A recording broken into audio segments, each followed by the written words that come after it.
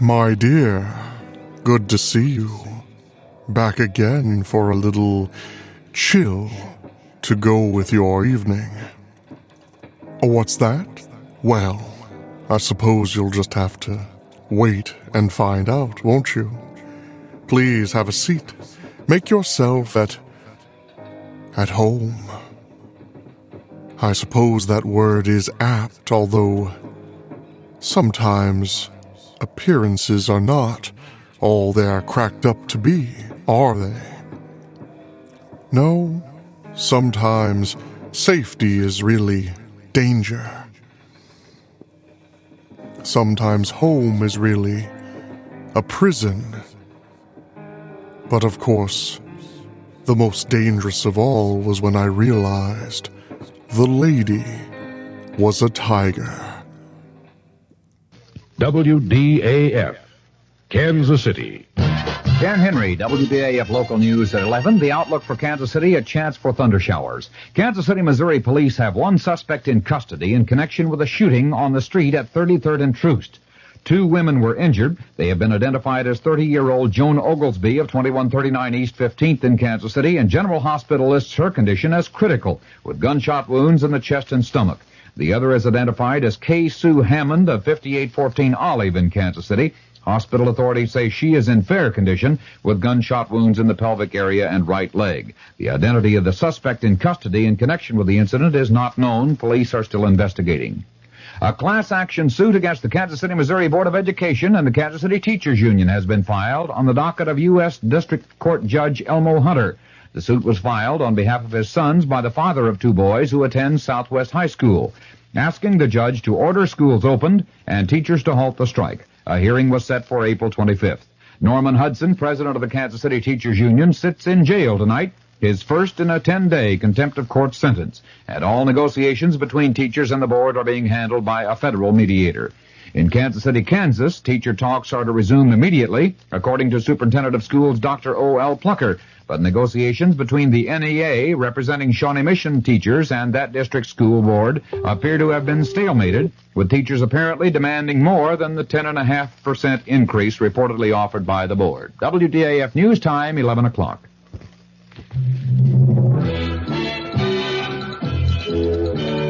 News of the hour on the hour from American Information Radio. This is Richard Wall from Los Angeles, and at this hour, some black police officers in San Francisco have joined the protest against the stop and search policy in the Operation Zebra hunt for the killer of 12 whites. A member of the group, Officer Jesse Bird, announced, "We are just as much concerned about the apprehension of this individual or individuals as anyone else. But we do not approve of the Gestapo-type tactics that are being used. Right on. We do not approve of people being stopped and frisked at random. We can only view this as another type of harassment." Officer Bird's objection came as 5 black civic leaders filed a class action suit saying the tactics of searching blacks who match the zebra killer's description in San Francisco are unconstitutional. A Statue of Liberty takeover. That story coming up.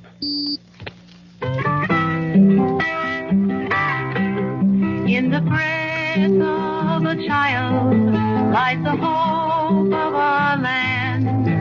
On the lips of a child rests the poem tall and grand. In the heart of a child is the peace that we have planned. And the breath of our children is a gift from God to man. 6 million children in the United States who should be running, laughing, and playing are coughing, wheezing, and choking. 6 million boys and girls are suffering from serious lung-damaging diseases. The National Cystic Fibrosis Research Foundation needs your help to help them. In the breath of a child lies the hope of our land. A group calling itself the Attica Brigade has taken over the Statue of Liberty in New York and promises to stay the weekend, demanding impeachment of President Nixon and protesting what's called social injustice in the U.S. President Nixon is spending the night at Camp David in Maryland. Earlier, the president went for a dinner cruise aboard the yacht Sequoia on the Potomac and then stopped by the home of his daughter Julie Eisenhower in Bethesda, Maryland. Mark Felt, former associate director of the FBI, says the White House asked him to issue news releases on Watergate that he considered improper for the FBI to be involved in. Felt ran the FBI after J. Edgar Hoover's death. The defense has rested its case in the perjury conspiracy trial of John Mitchell and Maurice Stans in New York. The prosecution will present rebuttal witnesses Monday. Israel and Syria disagree on losses in the first major air battles in the Mideast since the October War. But there's a warning about the consequences of the increasing escalation of the Golan Heights fighting. Correspondent Andrew Mizell's reports from Tel Aviv. Israeli Defense Minister Moshe Dayan warned today that if the Syrians continue escalating the battle around Mount Hermon, Henry Kissinger might arrive here in 10 days to find a full-scale war in progress. Dayan issued the warning in a television interview, which I watched here in Tel Aviv. It came on the eve of the heaviest day of fighting yet, a day in which Israel reported its first battle losses in the air, 2 warplanes shot down by ground fire. Dayan said that if Syria continued trying to capture territory, Israel would feel free to do the same. Andrew Mizell, ABC News, Tel Aviv. Japan has signed an agreement with China for mutual airline service. The nationalist Chinese on Taiwan have threatened to end their aviation agreement with Japan because of the arrangement between Tokyo and Peking. Government economist Gary Seaver says inflation will remain a serious problem in the U.S. Seaver's remark followed release of figures showing the cost of living rose 1.1% in March, raising the 12-month increase in consumer prices to 10.2%. The Chicago Tribune has an announcement of interest to nostalgia buffs. The Tribune says it will bring back the original Orphan Annie cartoon strip starting Monday. The first episode will show Annie and her dog Sandy in 1936. This is Information Radio News. From the Kurt Mears Sports Desk, the Kansas City Royals play the Chicago White Sox 2 more games in this series, tomorrow and Sunday, then move to Boston. A temporary restraining order has been issued against the Cincinnati Bengals linebacker Bill Berkey and the World Football League that keeps all WFL owners from negotiating with any member of the Cincinnati squad. Peter Oosterhouse holds the lead in the Monsanto Open Golf Tournament with a 36-hole total of 133, and the KU relays will be wrapped up tomorrow. Kansas City's forecast partly cloudy and mild with a chance for showers or thunder showers through tomorrow. After an overnight low around 60, the high tomorrow will be in the upper 70s. Dan Henry, WDAF News. The CBS Radio Mystery Theater presents...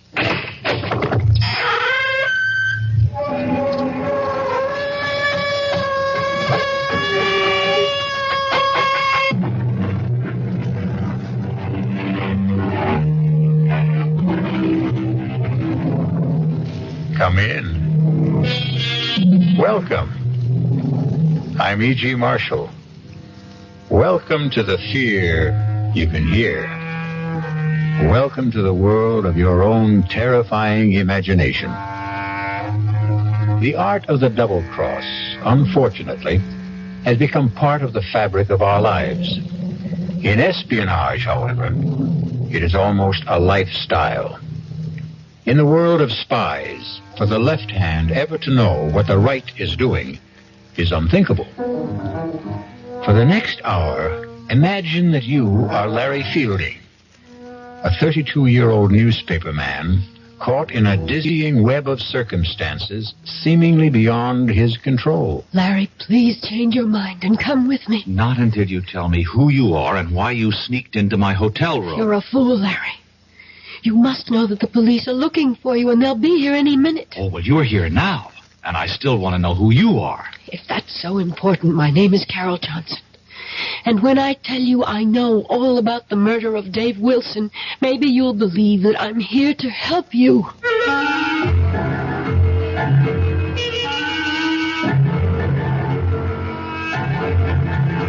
Our mystery drama, The Lady Was a Tiger, written especially for the Mystery Theater by Murray Burnett, stars William Redfield.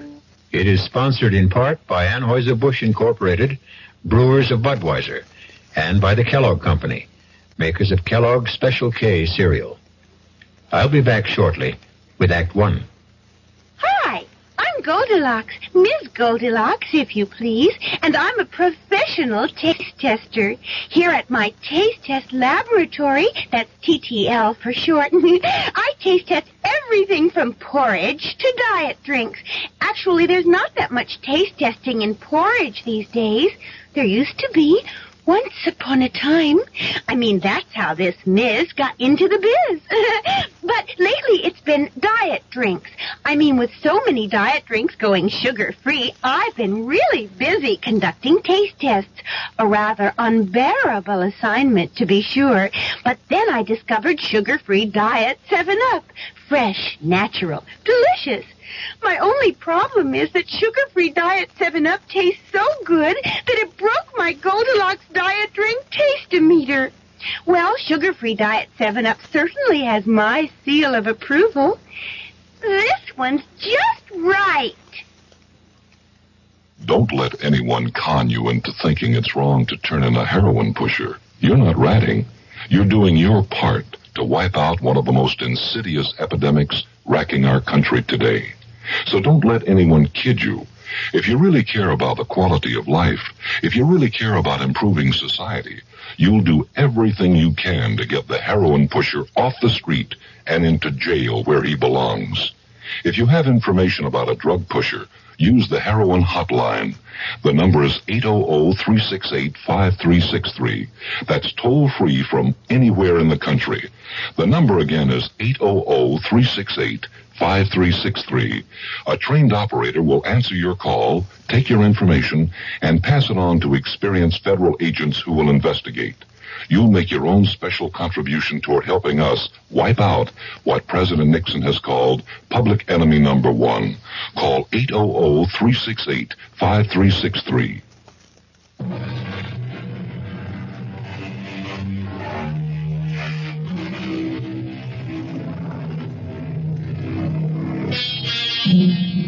Walking is great exercise, and with good weather can also be great fun. But not when you've just been fired by the editor of the newspaper for which you've worked happily for 5 years.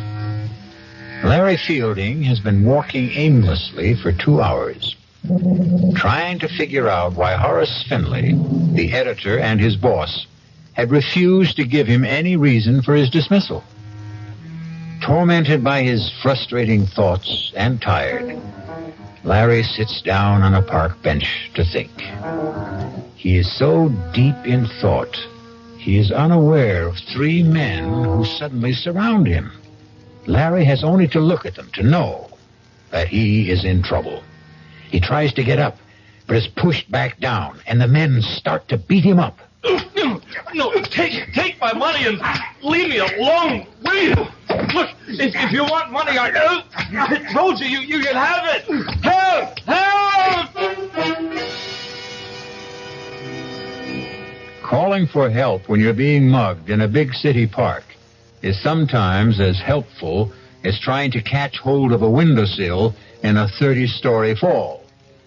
But this time, there was a miracle. A stranger has seen the attack and rushes to help. Hang in there, man! Here comes... That's a nice jaw you have there, fella. You need a lesson of chicken. That took care of them. They're gone. Oh, thanks. Let me help you up. Thanks. Thanks, mister. Thanks a lot. I tell you, I was in real trouble. My pleasure.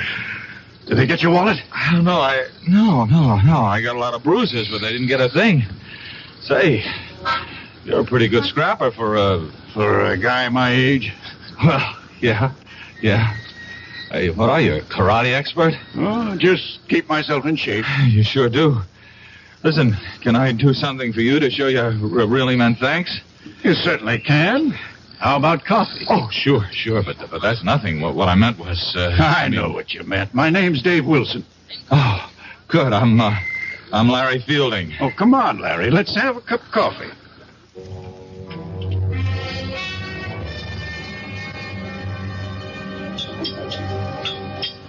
You know, I still can't get over the way you tore into those guys. I was a commando in World War II. World War II?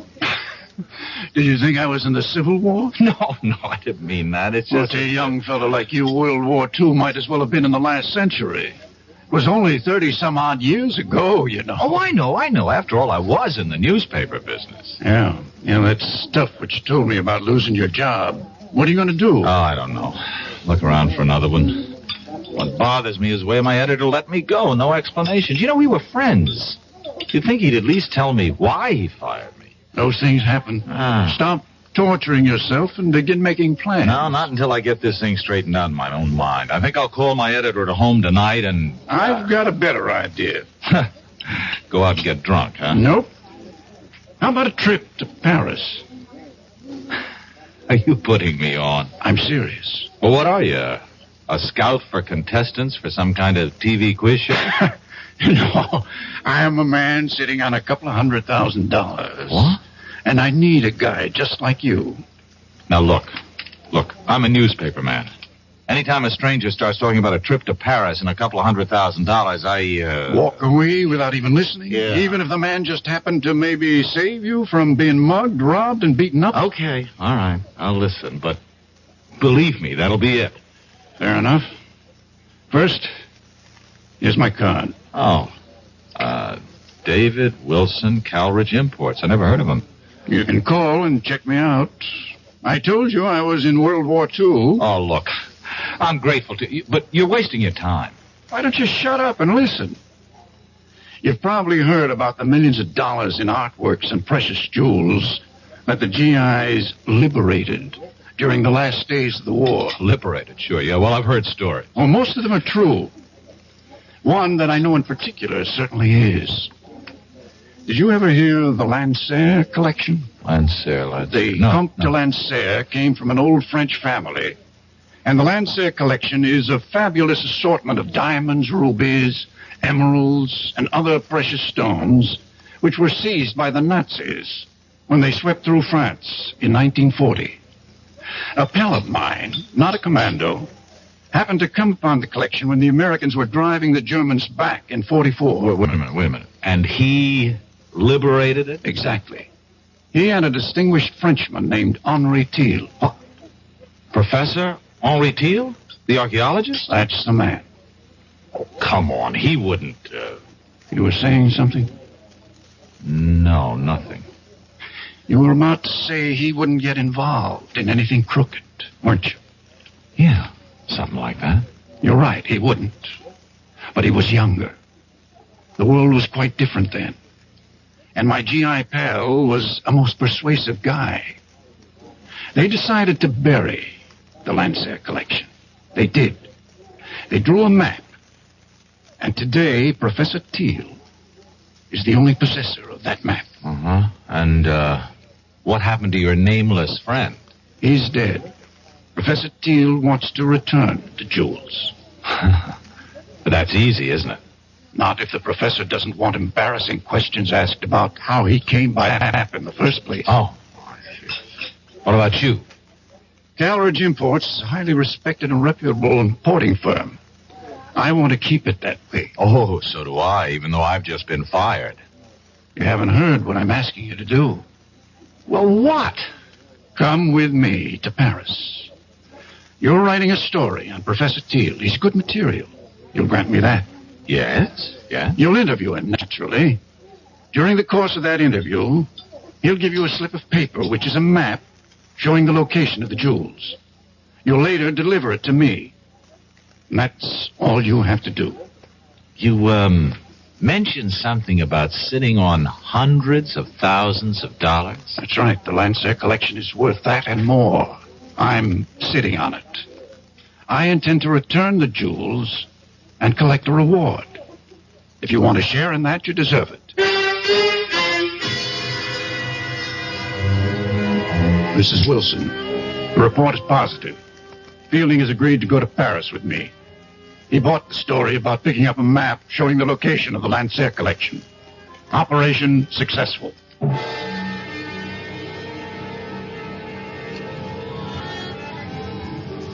You'd better be on your way, Larry. You're due at Professor Thiel's in 10 minutes. I suppose it's too late to back out, huh? You can always back out, Larry, but I don't think you will. There's really nothing to it. Make it look like a normal interview. Take notes. The professor will give you the map. Slip it in with your notes. Bring it back to me here. I'll be waiting. Okay. Larry. Yes. Relax. Oh, sure thing. I'll see you.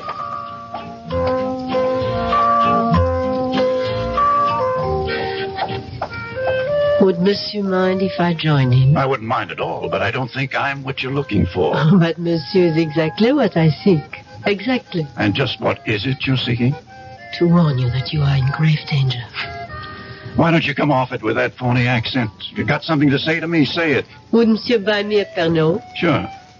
Garçon, Pernod, please. Monsieur, it is very difficult for me. I do play a role, as you have guessed. And I am not here by chance. You must leave, and quickly. Your Pernod, monsieur. Not for me, it's for the lady. And for you, I have a knife. Oh, For mademoiselle, go. but he's going to die. Do as I say. There'll be no problem. Simply put his head down gently on the table. So. And people will see another drunken tourist.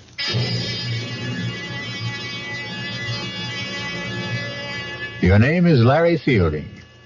You're 28 years old, and you're feeling marvelous. You have just completed a fascinating interview with Professor Henry Teal, and you have the paper that you're going to hand over to your friend who's waiting at Les Deux Magots. You see him at the table where you left him. His head is down, but you're not concerned. Dave, wake up. I saw the professor. What? Monsieur, what has happened? Well, I don't know. I came back to meet my friend. I guess he's passed out. A moment, monsieur. Look, this man has been murdered. What? Stabbed to death. You will wait here for the police. I will not. I'm getting out of here.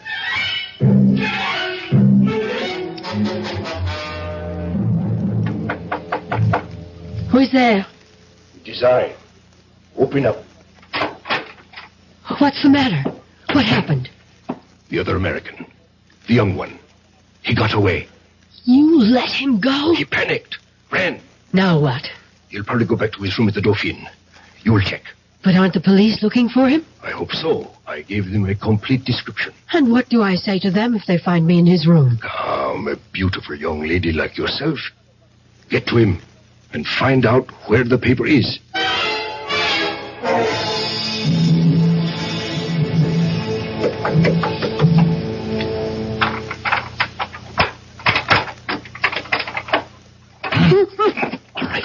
All right. Who are you?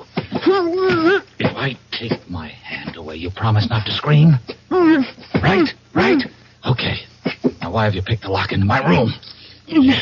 Never mind. You have to get out of here. Not until you tell me who you are. If that matters, my name is Carol Johnson. I've been sent here to help you. Oh, sure. I know about the murder of your friend. Wait a minute. Sent by whom? I'll answer your questions while we're on the way. On the way to where? Safety. I don't need to run.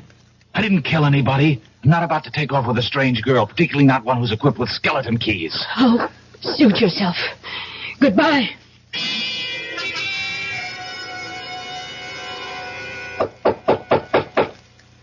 Come in. Monsieur de Ransfielding. Yes? Inspector Victor Roux, Sûreté. Oh. You will please come with me. What for? Suspicion of murder of another American? Monsieur David Wilson. Inspector, listen. Why would I kill Dave? I've already told you I had an appointment to meet Dave at the cafe. He was waiting for me. Would I have walked up to a man I just killed and shake him so that he'd fall down and make a big scene? That is your explanation. There is nothing to support it. Well, there's nothing against it either.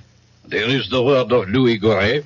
Who's he? The waiter who attended the table at which Monsieur Wilson and you sat. The only reason that you are not, as of this moment, charged with murder is because you did return. That much the waiter's testimony supports. Only he says that Monsieur Wilson might very well have been dead shortly after you returned, and that you had time to kill him. That's a lie.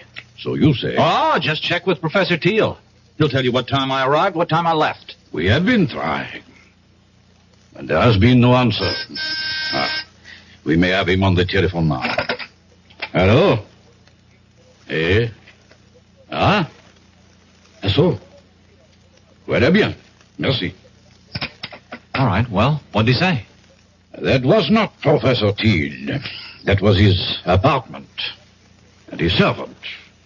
His servant? There was nobody there when I saw him. Don't you mean if you saw him, monsieur? Oh. According to the servant, Professor Teal left for an extended holiday early this morning, and it is not known when he is expected back.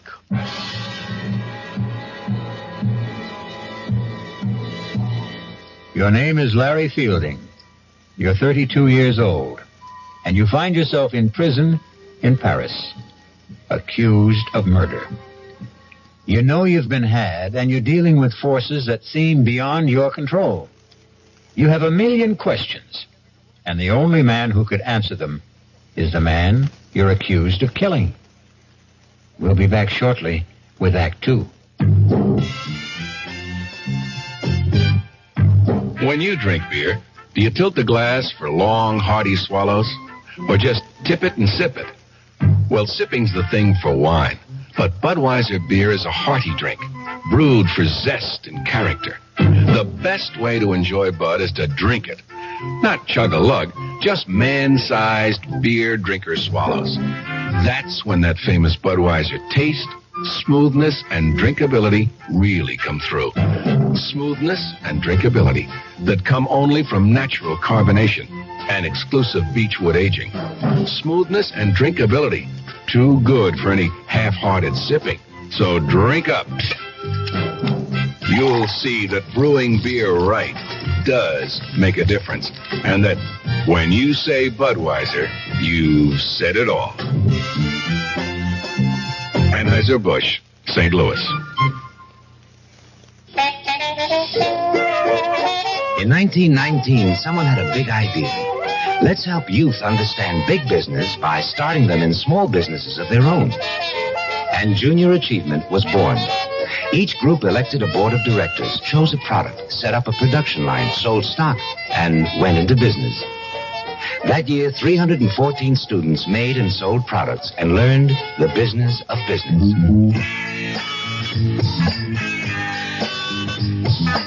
Today, Junior Achievement has grown to nearly 200,000 members.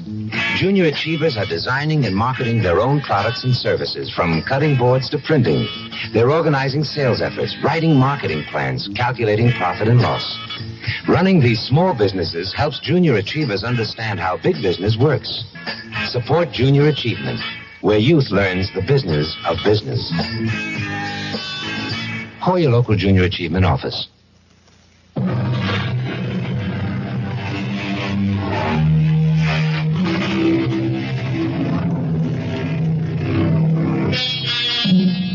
To many Americans, Paris means visits to the Louvre, strolls along the Seine, or fine food. But to Larry Fielding, it means the inside of a prison cell, where he sits accused of a murder he didn't commit. Fielding knows he's been caught up in something that involves more than the recovery of some stolen jewels. However, what he doesn't realize is that he's the key pawn in a deadly game, and the players are about to make some moves. Come. I don't think it's smart to have me come here so often. I would not have sent for you if it were not necessary. Do you still believe that Fielding knows nothing about the operation? I do. Then where's the document? Well, we don't know he ever had it, do we? We know he visited Thiel. We know that Wilson waited for him at Les Dumagots. We know he came back there. I think it is safe to assume that he was carrying the plans. And he didn't have it on him when he was arrested. Roger arranged to be there when Fielding was brought in and searched. He says there was nothing on him. But he wasn't picked up right away. Exactly. He eventually went back to his hotel room, as you know. I believe he has the paper and that he has somehow managed to hide it. Oh. It does us no good in prison. We shall have to arrange to have him released. And how do we do that? We don't. You do.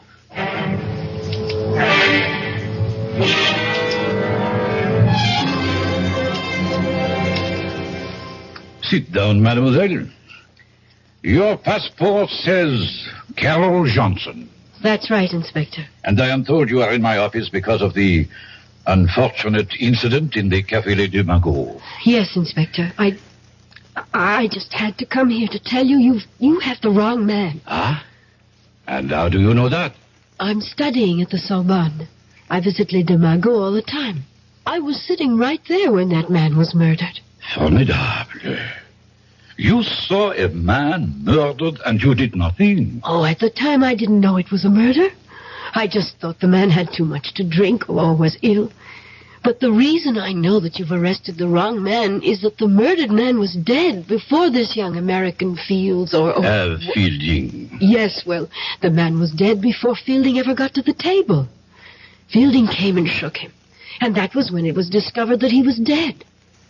I'm prepared to swear to that, Inspector. Of course you are prepared to swear to this story that you have just told me. Why not?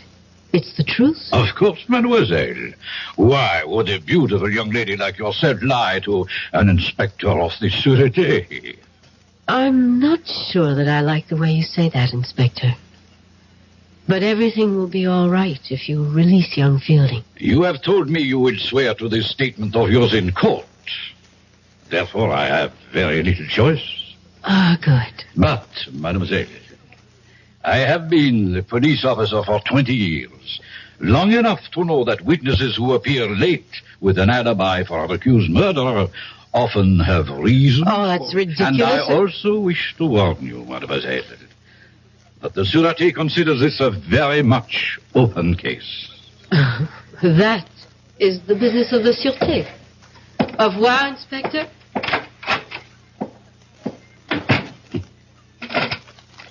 Gérard, you would follow the young lady who just left my office, and do not lose her.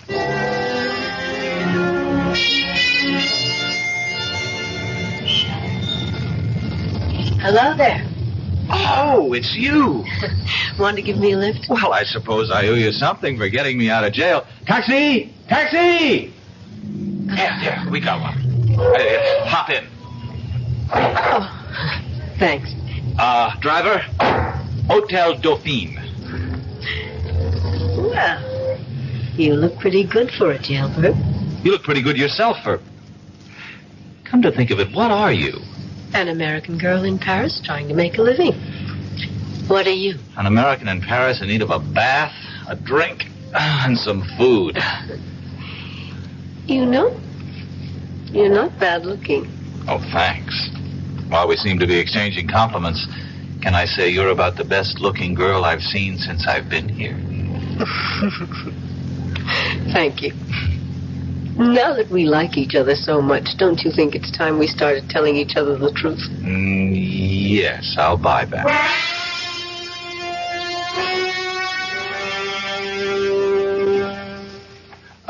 Écoutez-moi, operateur, well, never... You speaking. Okay. Well, look, I phoned the desk about an hour ago to get this room straightened up, and so far nothing's happened. Now, can you please just send someone up so I can sleep here tonight? Huh? Oh, while you're at it, where's our food? Wait a minute. That's a different department. Oh. I'll have to call room service again. Oh. Maybe you won't have to bother. Entree. Your dinner, monsieur. Madame? Merci.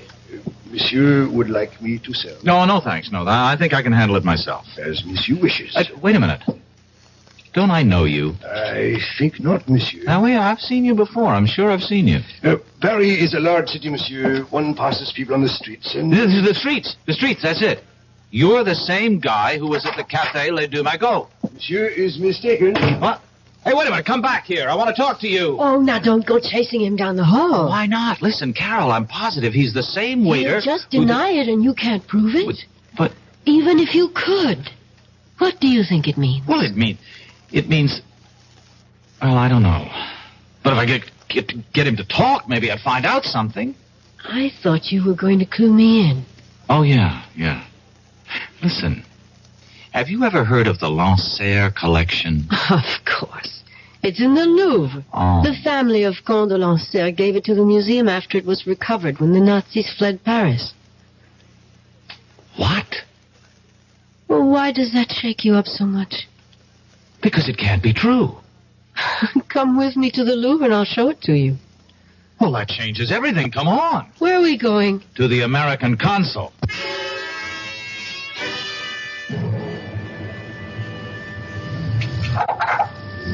Well? Unbelievable. What? Simply unbelievable. Do you know what the consul told me? I predicted it, didn't I? Yeah, that's right. Mm-hmm. He didn't want to hear about it at all. Just advised me to look up the whole thing and leave France. Incredible. Well, not really when you understand that he doesn't know what you're talking about. But you do. Some of it. Okay, take me back to the hotel. Any reason? I'm taking the consul's advice. If nobody's interested, I'll go back to the States. Well, now that they've cleaned up the room so nicely, you're leaving. Well, do you have a better idea? More than one. I think I'll take them one at a time. Number one. Give me the paper Professor Teal gave you. Well, it looks like we're finally going to level. Where is it? Well, first you tell me something. What is it? I don't know. End of conversation. Larry, listen to me. I work for Colonel Blake, military intelligence. I was assigned to this operation. What operation? All I was told was that Dave Wilson, who also works for us, was coming over here with you, and that you were to get something from Professor Teal and give it to Dave. Teal worked with you, too? He did. But now his cover is blown, and I don't know where he is. Who killed Wilson? I don't know. It could have been any one of 3 or 4 foreign powers. And the only reason I'm alive is because somebody wants the paper. That's right. And if I give it to you, then there's really no reason not to kill me. Oh, give it to me. I'll get it to Colonel Blake, and we'll get you safely out of the country. No, hold on. I got a better idea. I'll go with you to Colonel Blake, and we'll give it to him together. No, that would be too dangerous. To whom? Will you please trust me? Give me a reason. Please, where's the paper? I burned it. You expect me to believe that? Why not? You expect me to believe everything you tell me? You admit you had the paper, and somehow, between the time you ran from Les Deux Magots, you managed to hide it in a place where experts have been unable to find it. I told you I burned it. And you know that's a fairy tale that no one will believe. I don't care whether you believe it or not. Now, are you coming with me? Where? To talk to your Colonel Blake. He won't see you. Oh, I think he will. Goodbye, Carol. It was nice knowing you. I think. You will kindly step back into your room, Monsieur Feeling. Now, wait a minute. Let me introduce myself. I am Major Simonovich. Oh, of the GPU or the NKVD? Does not really matter. What matters is that you and I have something to discuss. I warned you. Yeah, sure you did. Just like a rattlesnake does. I do so dislike dealing with amateurs. This is strictly a business. You mean you want to make a deal with me? Correction. I mean you would find it wise if you wanted to make a deal with us. For the paper? Exactly. Where is it? No, not so fast. Not so fast. You spoke about a deal? You give us the paper, we give you your life. You must really believe I'm an idiot. You people murdered Wilson. That paper is the only thing that's keeping me alive. I have my word. No deal. Do you really believe you have a choice? Carol, call Rodjansky. Make the usual arrangements. We will wait here. Donnez-moi 80-36, s'il vous plaît. C'est ça. Merci. Carol. Yes. Tell me something. Will I like Rodzansky?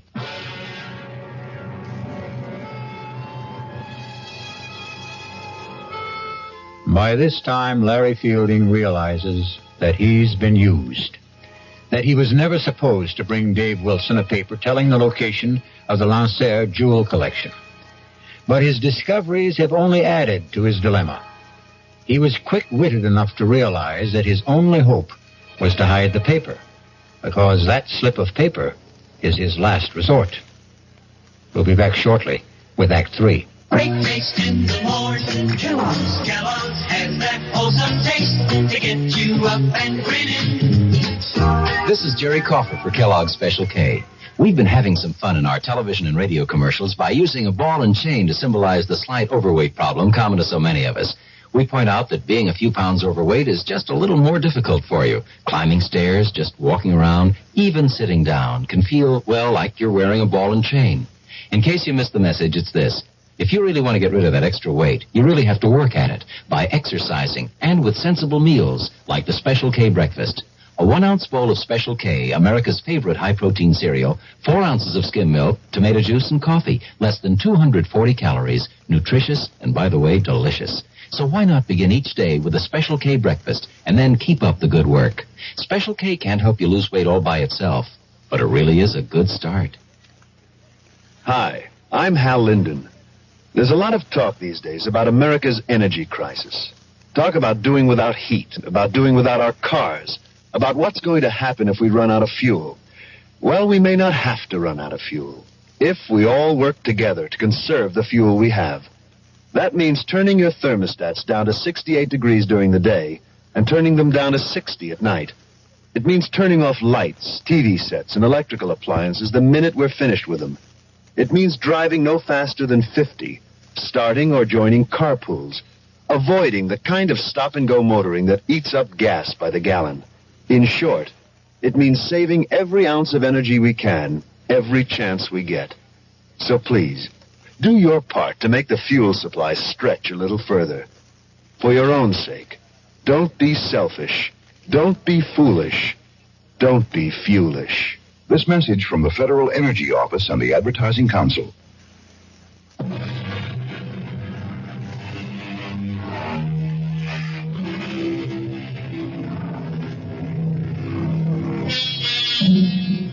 Newspaperman Larry Fielding sits waiting in his Paris hotel room, closely guarded by 3 members of the Russian secret police and the beautiful American girl, Carol Johnson. They are waiting for a man named Rosansky, who might very well be, for all Fielding knows, his executioner. You know we mean to obtain the paper. Rojansky is a doctor and a chemist. He'll be here shortly.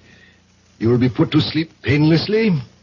You'll be taken from here in an ambulance to a safe place, and there you will be injected with sodium pentothal, Fielding. You will tell us. Look, I don't suppose you'll tell me what's so important about this piece of paper? You have heard of the SAM-6 missiles, the surface-to-air weapons with deadly accuracy that we have developed and which were used so successfully in minor wars in Asia and the Middle East? Yes, I've heard of them. Good. We learned that someone whose identity we still seek has invented a jamming device which would render the SAM-6 almost worthless.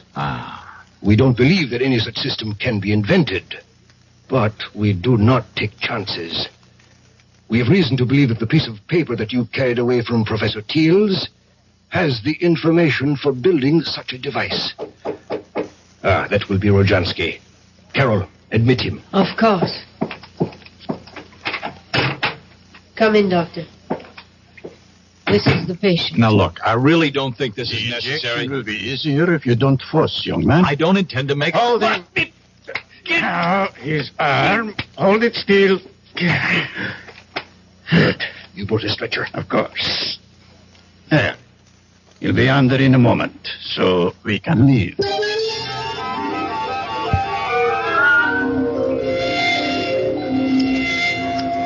What is this? Gendarmes? It has nothing to do with us. We are taking a sick man to the hospital. Put this stretcher into the ambulance. Quickly. I must apologize, but we received a report from the hotel concierge that there was a dead man here. Absurd, Inspector. This is Dr. Jansky. The doctor will explain this to you, Inspector. This man became suddenly quite ill. I gave him a sedative to quiet him, and we're now taking him to the Lefebvre nursing home, as you can see by the ambulance. You say he is alive? Very much so. See for yourself. Mon Dieu. I know this man. Inspector, he must receive medical attention. Of course. But I suggest that instead of taking him to the nursing home, he go instead to the police hospital. Well, that's ridiculous. He's my patient. I am afraid I must insist. This young man has most recently been released from jail, where we were holding him on a charge of murder. If he has been released, then Released, yes. But he has not been completely cleared, so... Laurent, Vivian, take this man to the police hospital.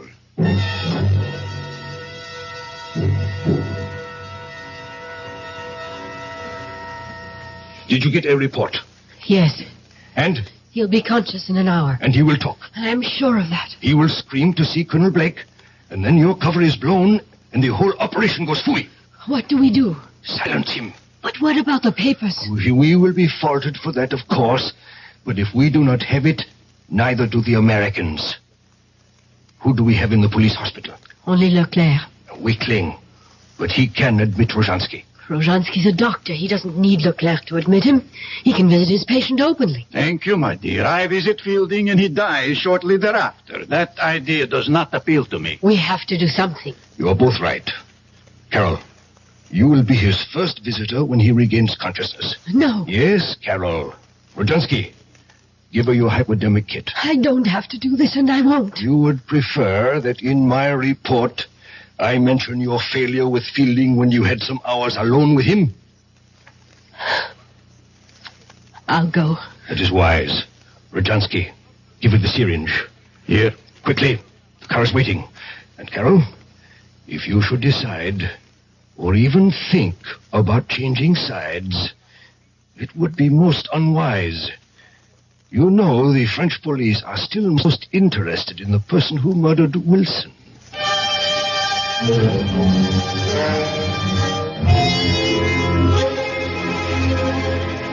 You awake now, Larry?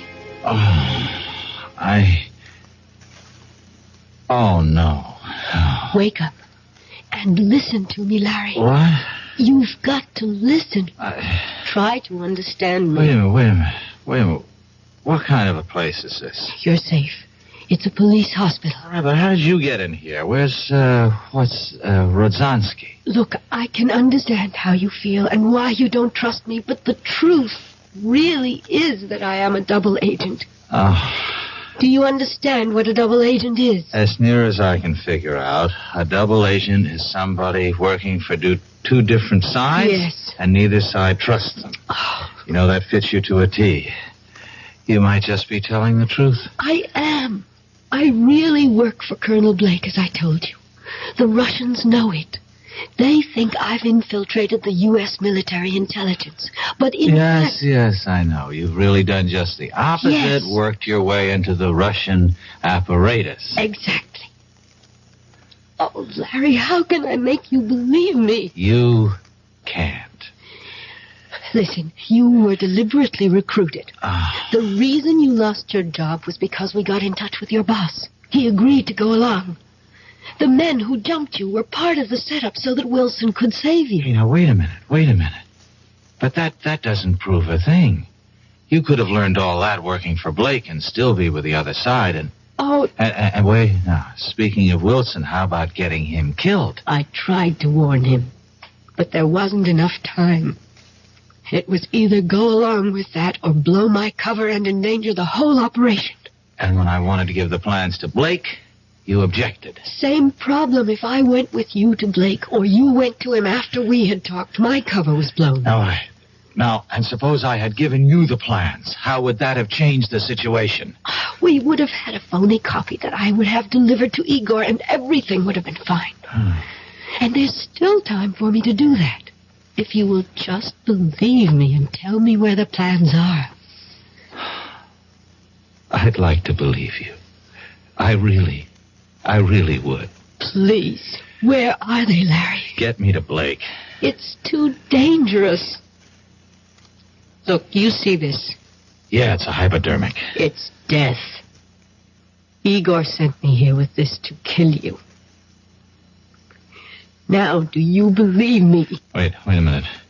If you don't kill me, and I guess you don't intend to, what will Igor and his friends think? Isn't your cover blown then anyway? Could be, but if I come back with the plans and say that I got them out of you without having to kill you, there's a chance they'll believe me. Well? I'm thinking. Who are you? One of the hospital guards, monsieur. Oh. Mademoiselle, you have been here some time. How is the patient? Guard. Yes, monsieur? Call Colonel Blake at U.S. Military Intelligence. Tell him I've got to see him right away on a matter of the utmost urgency. Colonel Blake? Colonel Blake. I will inform my superior. Now, you don't have to inform anyone. Just call him. Yes, monsieur. The Major will be disappointed you have not followed instructions. You are a fool. I would have had the information if you hadn't come in when you did. I know what you were ordered to do. What? What's this? A moment of truth, I'm afraid, Larry. Oh, I know how highly the Major regards you, mademoiselle. But I also know what he thinks of me. Tonight will change that. Give me that syringe. Here, right in your arm. Oh, you traitor. I knew. Carol, you were telling me the truth. Yes. Yes, I was. And I had to kill him. To make you see it. Where is the paper, please? In my hotel room. Oh, aren't you ever going to stop playing games? You know your room was searched. Let me get dressed and I'll show you.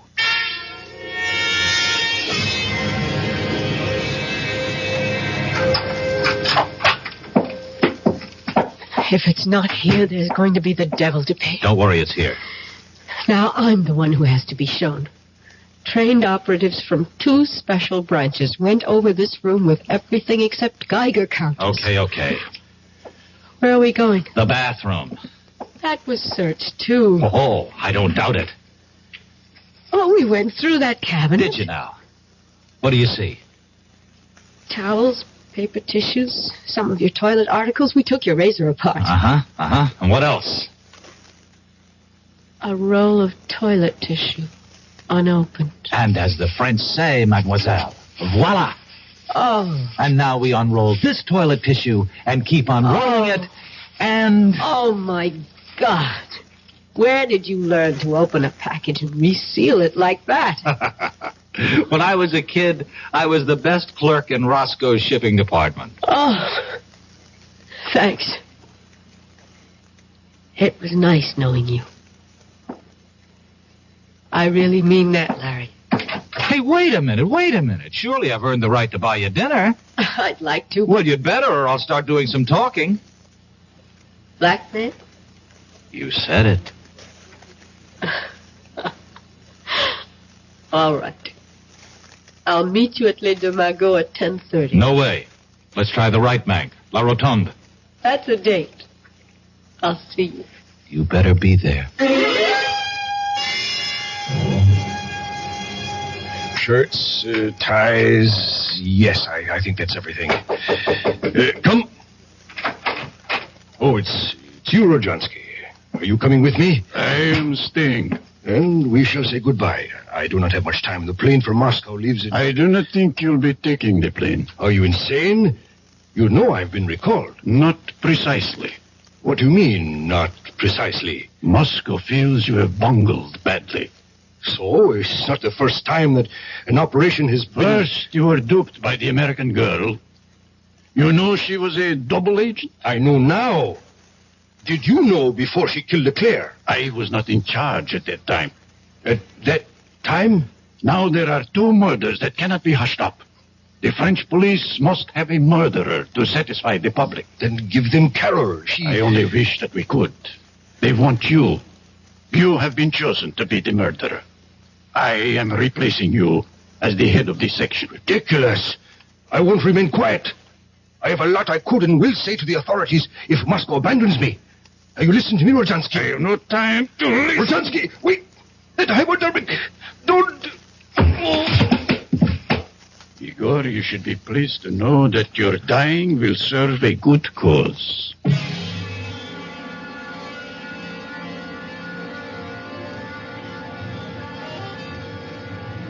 Oh, I'm sorry I'm late, but there were loose ends that had to be cleared up. Well, I thought maybe you decided against coming. Oh. After all, your job here is finished. Well, yes. Sit down, sir. Now that the Russians know you, there's nothing for you to do. It would be suicide to try to, huh? Oh, well, there are other things for me. Sure. Like getting married to a lovesick newspaper man, settling down, raising a family.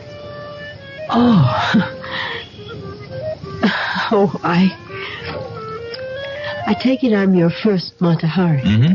First and only. Well, Larry, we're very different from other women.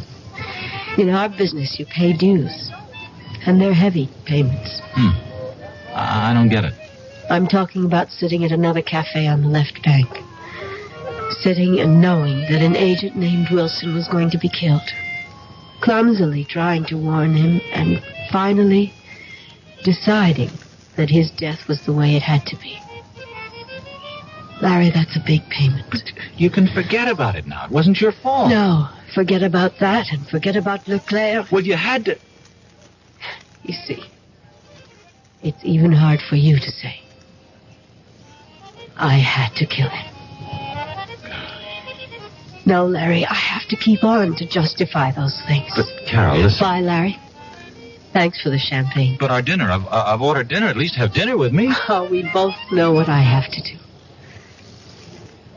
If I ever change my mind, I promise I'll come running.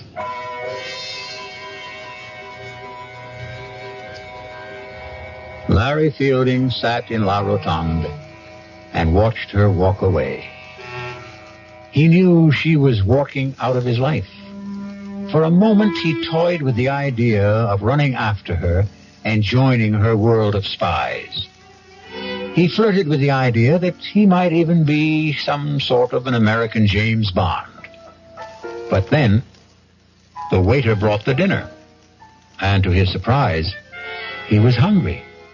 And that realization made him wonder about whether or not he was truly in love. I'll be back shortly. Who knows how to help you solve your shopping problems?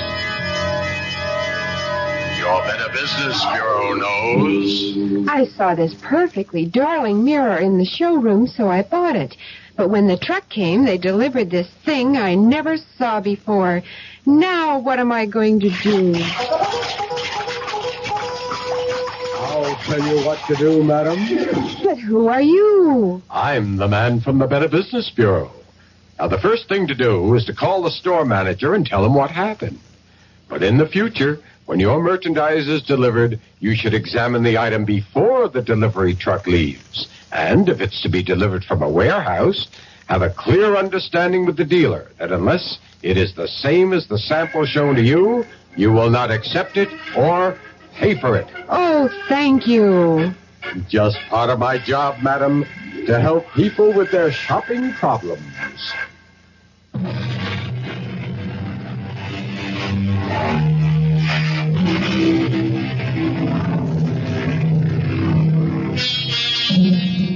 Back in New York, Larry Fielding returned to his old job.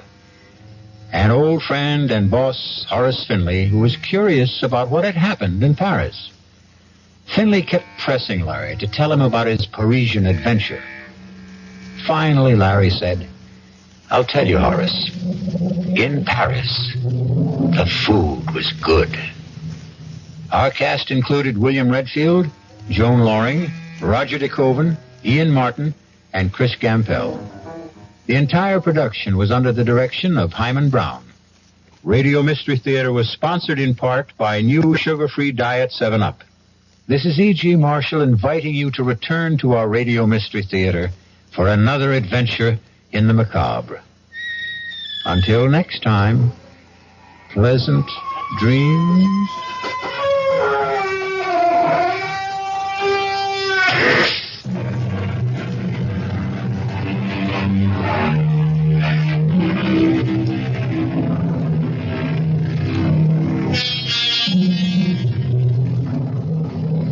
WDAF, Kansas City.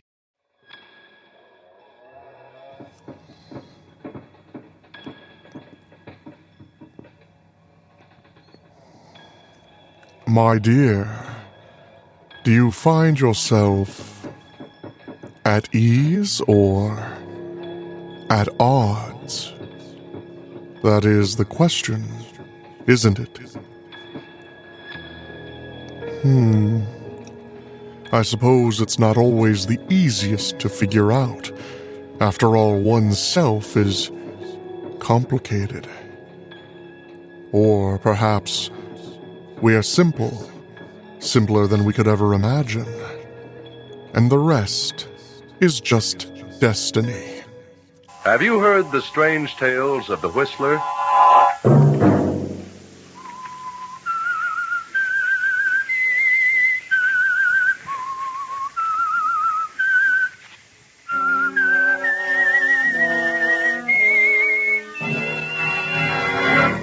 I'm the Whistler. I have as much freedom as a squirrel in a cage. Martha is a cold, mercenary devil. But I'll have freedom beginning tonight. I'll kill her. Friday night, and again, CBS presents The Whistler.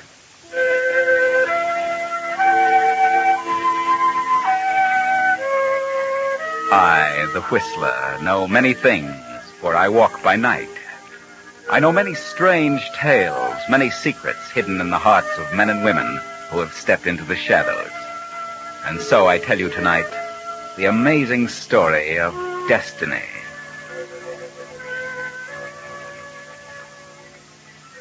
At a long table in a New York office sits a little man. He is slightly bald and thin and 45. A mild-mannered, reticent little fellow named Milton Strong. But Milton is anything but strong. For the past 25 years, he has worked in the office, and now, as a bookkeeper, is earning the stupendous salary of $35 a week.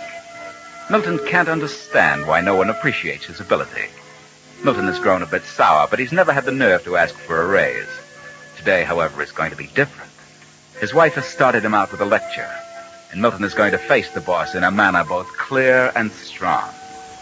Mr. Goulthright, I'd like to have a word with you. A word? Mr. Goulthright, it has long been my decision to approach you on this subject, but for various reasons, a sense of reticence has bade me be silent. How long did it take you to memorize that, Milton? I am 45 years old. I've worked hard and long and faithfully for this company. That's right, Milton. I'm aware of that. You haven't missed a day in all that time. In fact, our efficiency expert is getting out a booklet, and he's using you as the feature. I came to this firm as a lad of 20, and in all the following 25 years, I asked for very little. I did my work well. Sure you did, Milton, and the company appreciates it. I now draw a salary of $35 a week, and I thought that if, after all this time, 25 years, you could see your way clear to afford, Go on, Milton. To afford, I'm not getting any younger. Well, Milton, strange as it seems, I've just come from a meeting of the department heads. Mr. Unger is the head of the accounting department, and, now let me see. Oh, yes, here it is. Yes, here's his recommendation regarding you, Milton. Oh, yes, Mr. Goulthright. He recommends that you be retired at half salary, as of the first of the month, in consideration of your long service and loyalty to the company. Retired? Oh, but that can't be.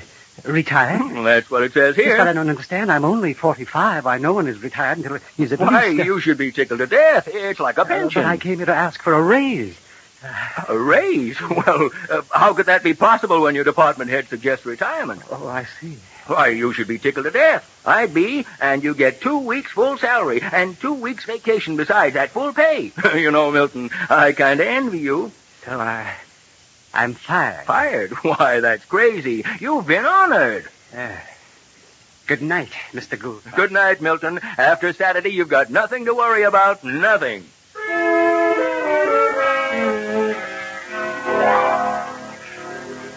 And so poor Milton Strong walks out of the big office and starts home. All the way, his feeling of apprehension increases. His wife, Martha, what will she say? It was his wife who stirred him to the point of demanding a raise. Finally, Milton gets up nerve enough to go home. Home to certain death at the hands of Martha. That you, Milton? Yes, it's me, Martha. Well, where on earth have you been? Can't you ever get it into your head that when I say dinner will be ready by 6, I mean it? Things happen sometimes to delay me, Martha. Delay you? Huh. I'd like to know what could happen to make you this late. But you see, I took some time to talk What to do you mean by coming into this house with that mud on your shoes? Get outside and take those rubbers off. Yes, I forgot. Yeah, you'd forget your head if it wasn't tied on. Yes, Martha, I'll take them off. And what do you mean coming into the house smoking that stinking pipe? Get it outside, do you hear? Yes, Martha, but I started to tell you. Oh, go on out. If you insist on smoking, do it outside. I'll put it out, Martha. I'll put it out. The dinner's cold and you can eat it that way. Martha, I couldn't help it. I went to talk to Mr. Goulfright about the raise. Yeah? What happened? Well, you see, I'm a little along in years. Along in years? Is that what he said? No, he didn't say it. The head of the department had made a recommendation. For what? Well, now, don't get excited, Martha. I went in to ask for a raise, as you said, and, well, everything had been arranged. Well, did you get the raise? No. I've been retired on half salary. Retired? Retired? At your age? Are you crazy? Why did you accept? Why? Except what could I do? So, you went in to ask for a raise, and you let them throw you out right into the ash. Oh, what could I do? It was all arranged. Retired at half salary, $17.50 a week. And you stood there like a nitwit and let them put that over on you. But, Martha... You stupid, spineless jellyfish. What could I do? You let them push you around for 25 years. You could have been in Goulfright's job right now. But you're afraid to open up your mouth. I went to his office to demand a raise, but he beat me to it. Yeah, that's always been the trouble, Milton Strong. Somebody's always beat you to it. Spoke up first. Huh. Retired. $17.50 a week. An old man. And how are you going to manage on $17.50 a week? Well, I suppose I can find something else. I'd like to know what. I'll find something, and until I do, well, your sister left you $1,500 last... What did you say? Nothing. That is... If you think I'm going to touch a dollar of that money while you're still able to stand on 2 feet, you're crazy. But until I get something... something... It's in the bank and it'll stay there. Well... And if you want to smoke that filthy pipe, get outside. Yes, Mom. I'll go outside. You want anything to eat? It's on the kitchen table. I don't want anything. What? I'll eat it later. After a while, Martha. I want to think. Think? Don't wear yourself out. I'm going to bed. Good night. I said good night. Yes. Good night, Martha. Good night.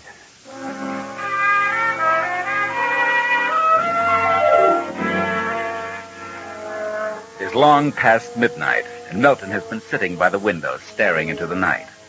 Resentment has taken hold of him, and slowly grown into hatred and revenge. Terrible thoughts surge through his brain. Why should I tolerate such persecution? Why should I stand idly by and be pushed around by everyone? Belittled by the firm? Bulldozed by Martha? She's not a wife. She's a cold, mercenary devil. Freedom. I have as much freedom as a squirrel in a cage. Appreciation, loyalty, 25 years of it. And what do I get? But I'll have freedom. I will have it. Beginning tonight, I'll kill her. I'll go far away. No one will ever know what's come of me.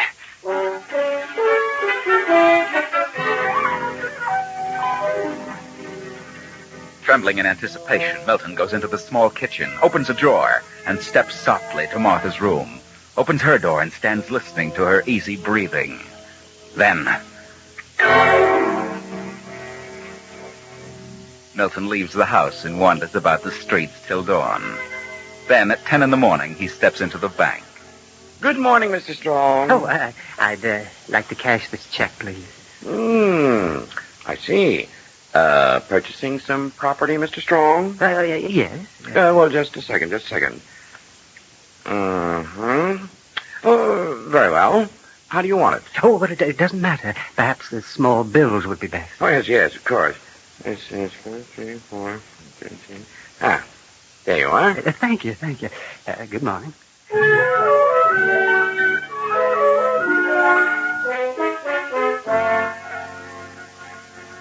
Several days later, Milton Strong gets off a train in a western state, takes a small bus for a little mining town 50 miles away. Here in this vast desert country, he will begin a new life, a life of freedom. He will change his name, change his destiny. Milton Strong has ceased to exist. A new man is born. The little bus bounces into Oroville, and 2 hours later, he is chatting with a prospector in the Gold Plate bar. Well, I'll tell you, partner, I've been here a couple of years and I haven't struck much yet. Oh, I found a little pay dirt, enough to get along. There's supposed to be quite a lot of gold here, isn't there? Oh, sure, it's here. It's all over. Sometimes you strike in a day or so, and then sometimes you work for years. And if a man ain't got capital of his own, well, somebody's got to grub stake him. But it's here. In other words, it's a matter of being optimistic. Yeah, that's it. Yes. Well, I think I'd like to try it. Of course, I don't know anything about mining. But... Oh, you don't have to know in this country. It's easy. Anybody can tell gold when he sees it. Where are you from? Los Angeles. I I had to come here. The doctor said I should get away from the ocean air. You don't look sick. Well, I was fortunate to have a checkup in time. I'd like to find a place and try my hand at it. You mean buy a place? Yes. Well, I got a nice place. 3-room cabin, good water. There's ore there. If you got the patience. You mean you want to quit? Well, no, I don't want to. But I'm out of funds. I owe everybody in town, so I ain't got a choice. And the fellow who gets it will probably be the one to hit dirt in a week. Is it far from town? About 25 miles. Kind of lonely for a fellow alone. Mm-hmm. But could I see the place? Sure. I ain't been up there for a week.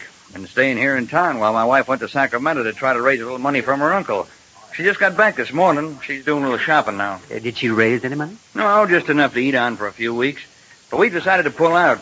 Besides, I hurt my arm last week. Oh, but I'd like to look the place over. Well, here I am.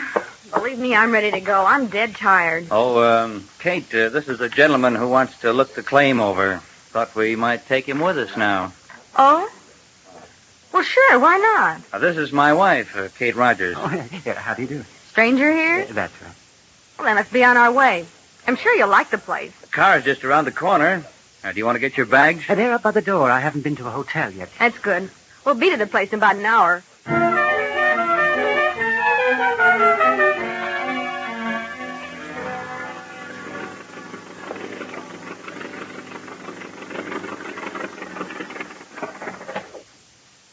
Well, this is it, friend. It looks fine from here. Then have a look inside. And tomorrow my husband can take you over the claim. There are 3 rooms. Living room, bedroom, kitchen. All fairly good size. Well, that should certainly be enough for one man. You're not married? No, I'm alone. Just a minute, I'll light the lamp. No electricity up here. Nothing else modern, for that matter. Oh, I understand. Yes, it's very nice. I like it. Plenty of good water for drinking and sluicing. The air's wonderful. That should interest you. Air? Something wrong with you, stranger? Yes, well, just a little touch of lung trouble. Oh, by the way, Mr. Rogers, how did you injure your arm? I noticed it's in a sling. Oh, it was my own darn fault. Kate warned me about digging on that ledge. I fell off and, well, I didn't break it, but the cuts just don't seem to heal up. Oh, I see. Now, to get back to the property, I'm pretty sure there's ore on it. Rich ore. And there's plenty of game around here. Come on, take a look at the bedroom and the kitchen. This is the bedroom. Steve! And, Steve! Oh, what's the matter, Kate? Look, Steve! Look! Yeah? Oh, steady, Kate. Take it easy. But who is he? I don't know. But he's dead, whoever he is. Dead? He's been shot. No blood around here that I can see. Must have been shot someplace else and made his way to our place. But who is he? I don't know. Never seen him before.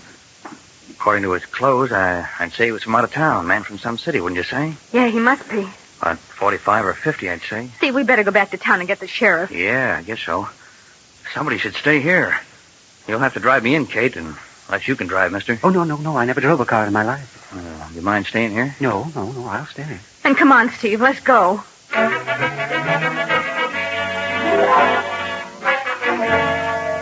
For 20 minutes after the departure of the prospector and his wife, Milton stares at the body of the dead man. Then, slowly, the realization comes upon him. The man is about his own age, his own size, from the city. And most amazing thing of all, he looks like Milton. A stranger, no one knows his name. But no one knows Milton's name. He hadn't mentioned his name once.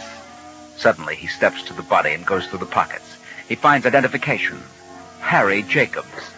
Then, in another pocket, he finds... Good Lord. Money, bills. Why, there must be 1, 2, 3, 4. Why, there's $20,000 here. $20,000. And no one knows who he is. Quickly, Milton reaches a decision. He exchanges papers with the corpse of Harry Jacobs, replaces some of the money in Harry Jacobs' pockets, and keeps some for himself.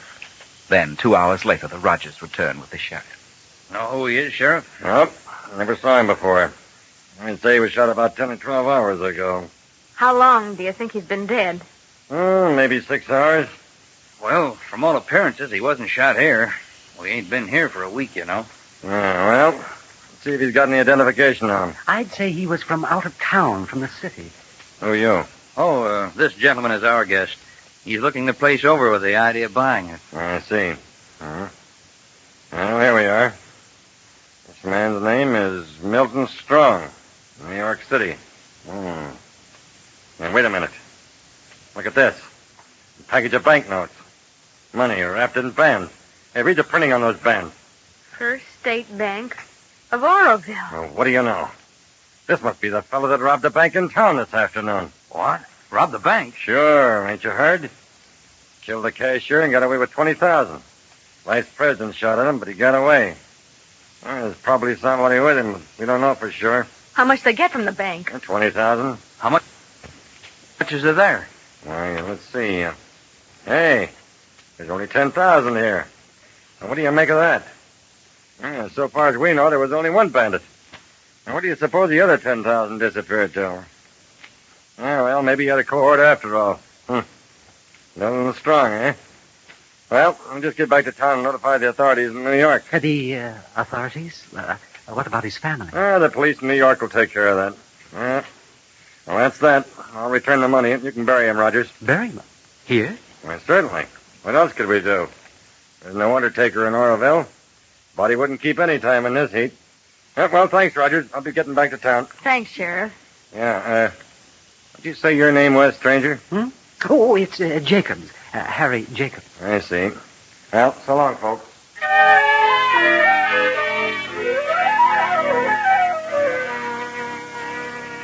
So, next morning, Milton Strong, the bank bandit, is buried in the sand at the edge of the claim. Yes, Milton Strong is no more. He is now known as Harry Jacobs. In the afternoon, Rogers shows him over the property and explains its potentialities. He still hasn't decided, and after dinner leaves the cabin again. Where's he gone now, Steve? Oh, he's wandering around by himself, trying to make up his mind if he wants a place. Sure is strange acting, galoot. I'm just a bit suspicious of him, Kate. He said he came from Los Angeles. But how do we know? Yeah, that's right. How do we know? I don't think he's here for his health. And I don't think he's a darn bit interested in prospecting. Steve, what do you think? Tell me. Well, I went all over the property again. Yeah? Well, you wear yourself out hiking around like that. Mr. Rogers, I've made up my mind. I'll take the place. Yeah? Well, now I'll tell you. Kate and I have been talking things over, and, well, it'd take a good deal to buy the place and finance the workings properly. I've got plenty of cash, and I want the place to myself. Yeah? You got the money with you or in a bank? Yes, I have some with me. Enough, I'm sure, to handle the deal. You say you came from Los Angeles? Yes. You're a funny-acting fella, Jacobs. A little too quiet for my likes. Don't talk much. Just what happened in Los Angeles? Oh, what do you mean? You said you came here for your health. If it's lung trouble, as you said, then why don't you cough any? Oh, well, you see, it's... You got any identification on you, Jacobs? Oh, yes, of course. Like to see it, if you don't mind. Yes. There you are. Harry Jacobs. New York City. New York, eh? Thought you said Los Angeles. Well, I came from New York to Los Angeles. I wasn't in California very long. And you got plenty of cash with you? Oh, yes, enough. How much do you want? Oh, 3,000 will do it. What? 3? Well, that seems like a large price for this place. You want it, don't you, Jacobs? Real bad? Oh, yes, I'd like to have it. All right. You and me'll drive into town in the morning and have the lawyer drop the papers. Yes, all right. Yes. Well, I think I'll go to bed now. It's a bit late. So, good night.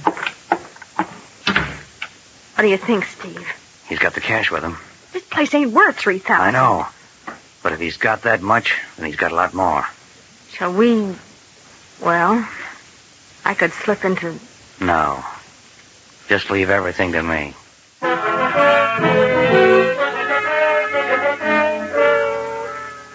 But Milton doesn't sleep well. The strange attitude of Rogers and his wife makes him uneasy. Next morning, he is up at 8 and finds Kate Rogers in the kitchen. Oh, good morning, Mrs. Rogers. Morning. Where's, Mr. Rogers? Why, he drove into town to get the lawyer. He didn't want to disturb you so early. What? He's going to have the papers made out and bring them back with him. Oh, I thought he couldn't drive. Well, his arm's so much better, he figured he'd be all right. Mm-hmm. How soon will he be back? Should have been here half hour ago, 9 o'clock. Oh, there he is now. How about some breakfast? Oh, yes. Oh, so you up, are you, Jacobs? Yes. Did you get the papers arranged? We don't have to sign any papers, Jacobs. I won't be selling the place. Why not? I don't have to. I'll have all the money I need in a few days. But you said that you... I haven't been to any lawyers. I've been to the sheriff's office. Sent a wire to New York. And I got an answer. What? A wire? Well, what about? Put up your hands, Jacobs. Put them up. You may be a mild-looking little guy, but I'm taking no chances with a killer. What did you say? You're wanted by the New York police for banditry and murder. Oh, no, but it's a mistake. Here's the telegram. Your description. Read it. Yes, sir. Harry Jacobs, 45, 5 feet 6, as per your description. Wanted for robbery and murder of bank messenger. $10,000 reward. Dead or alive. $10,000 reward. Get that? No, it's all a mistake. You don't understand. I understand, all right. You and your partner came out here to hide out. Probably robbed a half-dozen banks on the way. Partner? What partner? The fellow we buried the other day, that Milton Strong. The sheriff said there must have been 2 bandits, and there was only $10,000 on him. What become of the other $10,000? I tell you, I had nothing to do with the holdup. You carry too much cash on you, Jacobs. If you got $3,000, you must have more. You were too anxious to get this place, and it ain't worth more than $1,000. Yes, but you're wrong, Rogers. You're going back to town with me, Jacobs. I'm collecting that $10,000 reward. No, please, no, don't take me back. I can't go back to New York. I can't. I can imagine that. They'll fry you. You've got to listen to me. You've just got to... Search your stuff, Kate. He's got the money someplace. Wait. I've got the money. And here it is. The money from the bank. There. Gee, that's it. The same bank wrappers. And yeah, it's $10,000. No, there's more. Another $1,000. The $10,000 of the wrappers belongs to the bank. The rest is mine. That's all we need to know, Jacobs. Come on. And I hope the sheriff don't spill this before you're locked up. The town would tear you to pieces. No, look, just listen to me. I swear, I never saw that dead man in my life. I did come here to get away from embarrassing circumstances. I wanted to lose myself. After you went for the sheriff, I searched the man's pockets. I found his identification. And because he resembled me, I switched his papers with mine. And then I found the money. I decided to keep some of it. I am Milton Strong, and the dead man was Harry Jacobs. What a story. Who'd believe that? Don't send me back to New York. There's no reward for me. The truth would come out and you wouldn't get a dime. Now, here, you keep this money I took from the robber and let me go. No one will ever know the difference. Oh, no. I'm not that dumb. I'll turn you and the money in and collect the reward. I'd rather get it legally. Come on, Jacobs, before the town gets wise.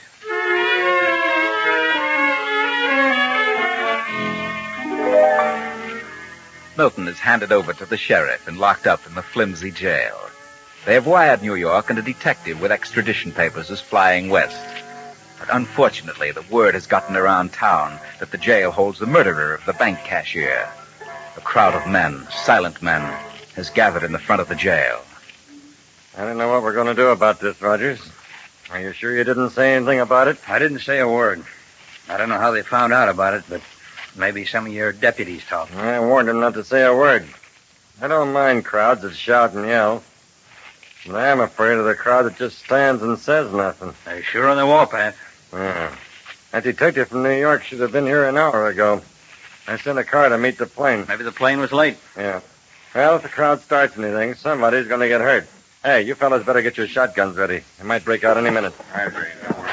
Well, Jacobs, got anything more to say? But I've told you that I'm Milton Strong. I had nothing to do with the bank holdup. Well, that crowd looks surly, so I guess I better put you back in that cell. Wait a minute. Here comes your car, Sheriff. It's about time. Go out and tell Jake the driver to stay around the back of the jail and stay in the car. Don't let that crowd know what he's doing. Right, Sheriff. I get you. You Sheriff Talbot? That's right, and I'm mighty glad to see you. I'm Lieutenant Clark. Yeah, I know. Now, let's get down to business. The crowd outside's going to get impatient pretty soon. Crowd? What do they want? Yeah, what they call justice. This fella here held up the bank and killed the cashier. But I wanted to be sure he was Harry Jacobs. He had identification on him, but he claims he's Milton Strong. Milton Strong? Yeah. But we buried Milton Strong several days ago. We found part of the bank money on his body. Milton Strong? Yeah. But if he's really Harry Jacobs, I'd prefer you get him out of here and deal with him in New York. I had one lynch in here, and I don't want another. But he isn't Harry Jacobs. Huh? I knew Harry personally. He ain't Harry Jacobs. No. But he is Milton Strong. Harry Jacobs was a professional holdup, but not Milton Strong. Then we really buried Harry Jacobs. What do you mean? I took this fellow to my claim with the idea of selling it to him. Yeah. We found a dead man in my cabin. I came after the sheriff, and this fella claimed that while we were gone, he exchanged papers with the dead man. Well, from all appearances, that's just what he did. Yeah, but why should he do that? Well, Milton Strong is wanted in New York, too. I'm wanted in New York? What for? As if you didn't know. Oh, what's he done? What's he wanted for? Hey, that crowd is starting. Get him out of here. Hurry. Out the back way. The car's waiting. Let's go, Milton. You can catch 11:30 train. I'll stall them off as long as I can. All the way back to New York, Lieutenant Clark will not talk. They ride across the country in utter silence. And 3 days later, Milton sits in the office of Inspector Burns of the New York Police. Milton, on the morning of July 20th, did you cash a check at a bank at 21st and Lexington? Yes, I did. A check made out to you by your wife? Yes. Are you sure your wife wrote that check? Well, yes, she did. Why did you leave town the same day? Well, I went on a vacation. Why didn't your wife go with you? Why? Because I wanted to be alone. That is... You might as well tell the truth, Milton. You haven't a chance to get out of it. No, I didn't. I didn't. Sorry, Milton, but we have proof. We have a witness. A witness? Yes. Bring in the witness, Lieutenant. Come in, please.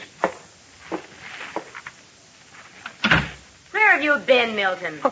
Martha! Why didn't you let me know where you were? Oh, no, please, Martha. Let's don't talk about it here. What are you doing in Arizona? I was just taking a little vacation. I was going to write you. I tried to buy a cabin in the mountains. For you. And me, Martha. For us. What? Don't you dare light that pipe. No. No, Martha. I've quit smoking. I wasn't even conscious of what I was doing. And what are you doing without your rubbers? You know it's raining. Well, I took them off outside, Martha. Come on, Milton. Let's go home. I have a few things to talk over with you. Yes, darling. Well, come on. Get up out of that chair. Yes, darling. Just a minute. What about this charge, this check forgery? Forgery? Oh. I wrote that check. I remember the whole thing now. Then what about the charge of wife desertion? He's come back, hasn't he? But we brought him back. Well, I wrote the check so he could make a down payment on a house. But like the child he is, he wanted to take a trip and hunt gold. He's always been an adventuresome soul. Well, go on, Milton. Get along. And if you dare light that dirty pipe, I'll shake your head off. Go on. Yes, darling. Well, good day, gentlemen. Well, it just goes to show you that no man can escape his destiny. No man can change fate. And when he attempts to do so, he only conjures up far worse conditions for himself. Poor Milton Strong ran away from things and ended up at the starting point, back with Martha. But he's happy now. Martha's nagging is now sweet music to his ears, because Martha really loves him. Out west, they almost lynched him, nearly took his freedom away. But Martha saved him. She lied for him. Yes, Milton did forge that check. He was even going to kill Martha. But he got cold feet the moment he walked into her room. But Milton will be a good boy now. In his search for so-called freedom, he came close to the jaws of death. Lucky Milton.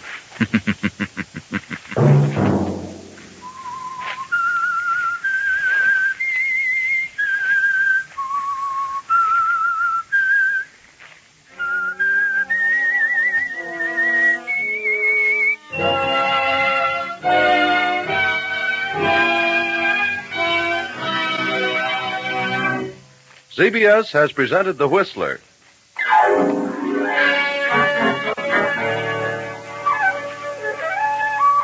Original music for this production was composed by Wilbur Hatch and conducted by Ivan Ditmars. The Whistler is written and directed by J. Donald Wilson and originates from Columbia Square in Hollywood. Next week, same time, I, the Whistler, will return to tell you another unusual story. Good night. This is CBS, the Columbia Broadcasting System.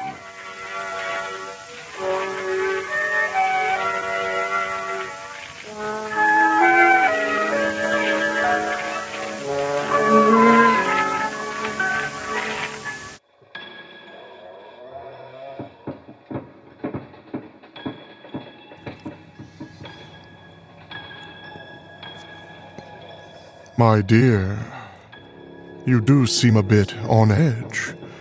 Although I suppose that's the goal. Not everything is as it seems all the time. And not just misinterpreted, but malicious too.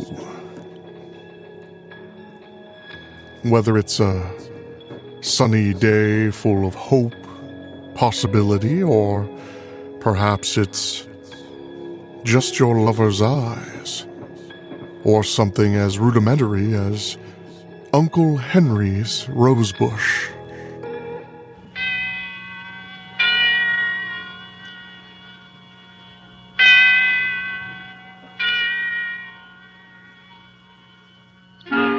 Suspense.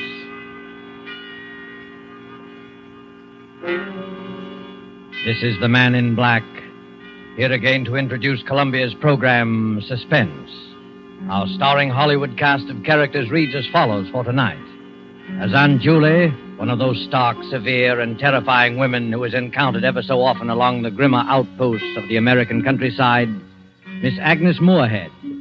As Carol Linden, the girl who returned to a scene of childhood happiness and found terror living in the house, Miss Ellen Drew.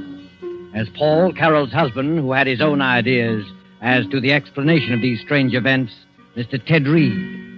A first radio play by Larry Roman called Uncle Henry's Rosebush is tonight's tale of suspense. If you have been with us before, you will know that suspense is compounded of mystery and suspicion and dangerous adventure. In this series are tales calculated to intrigue, to stir your nerves, to offer you a precarious situation and then withhold the solution until the last possible moment. And so it is with Uncle Henry's Rosebush and the performances of Agnes Moorehead as Aunt Julie, Ellen Drew as Carol, and Ted Reed as Paul. We again hope to keep you in suspense.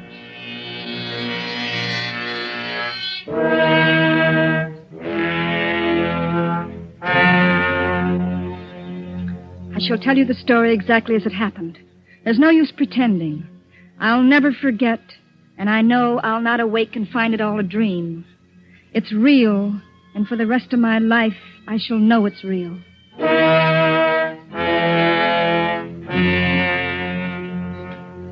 Paul was to have his first vacation since we were married.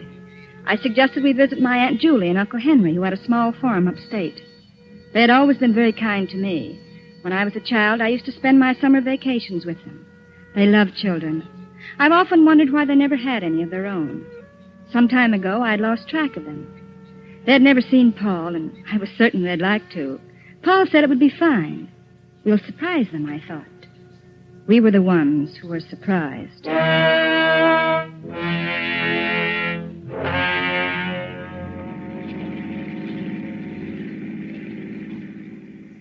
Just a few more miles, Paul. I remember this road. We used to hike along it going to the village. This country air is wonderful. 2 weeks of green grass and wicker chairs. I can't think of anything better. Oh, you'll love Aunt Julie and Uncle Henry. They live alone, quiet and peaceful. It'll be quite a change from the city. Yeah. Well, they must be happy together. Oh, they are, but they're lonely. Smooth lawns and orchards. And flowers. Uncle Henry planted huge rose bushes around the porch. Every night as I crawled into bed, he used to bring me a rose. They're his favorite flowers. Vacation, here we come. Come on, car, let's go.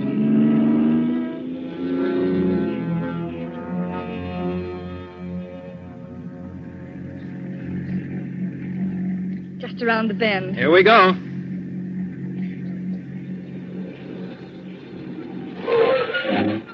There it is. Carol, look. Why, Paul.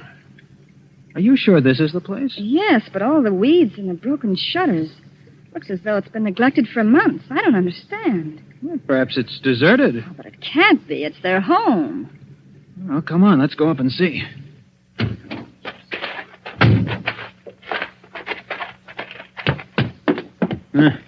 The dirt on this porch must be an inch thick.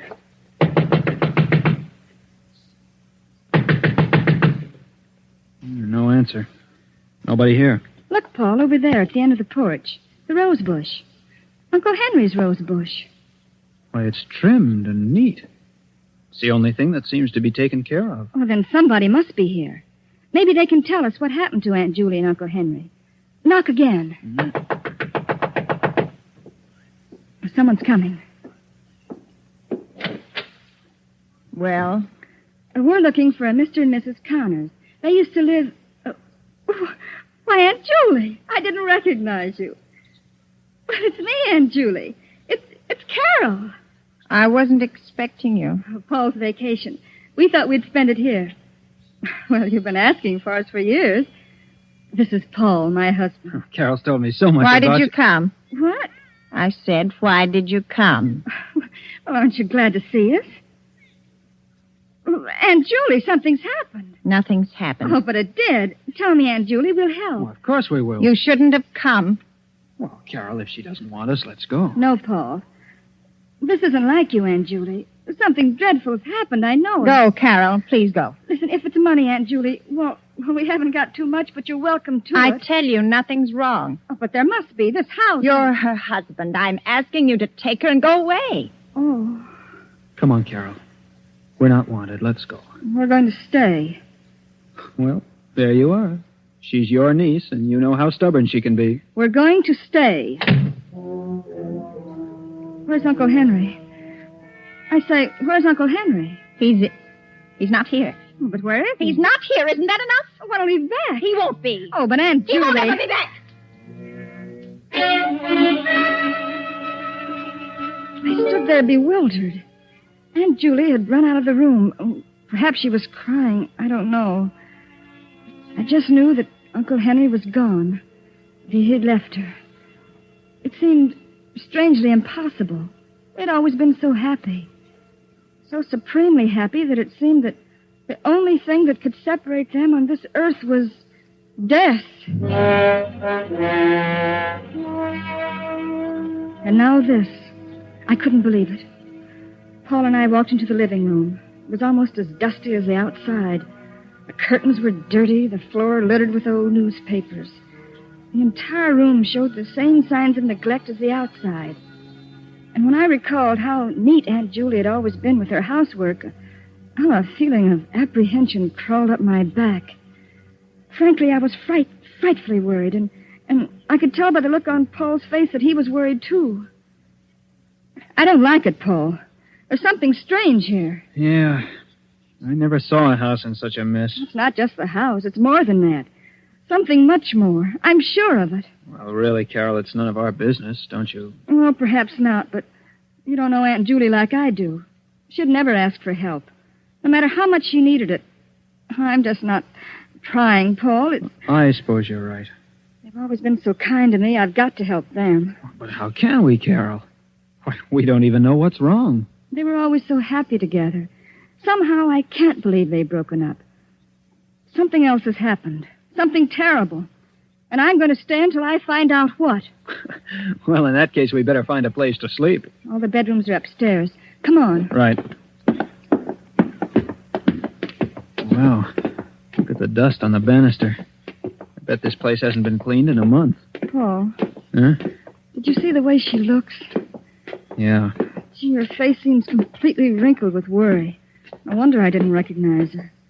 She seems much older and frightened. Well, do you think she's ill? I don't know. I wish I did.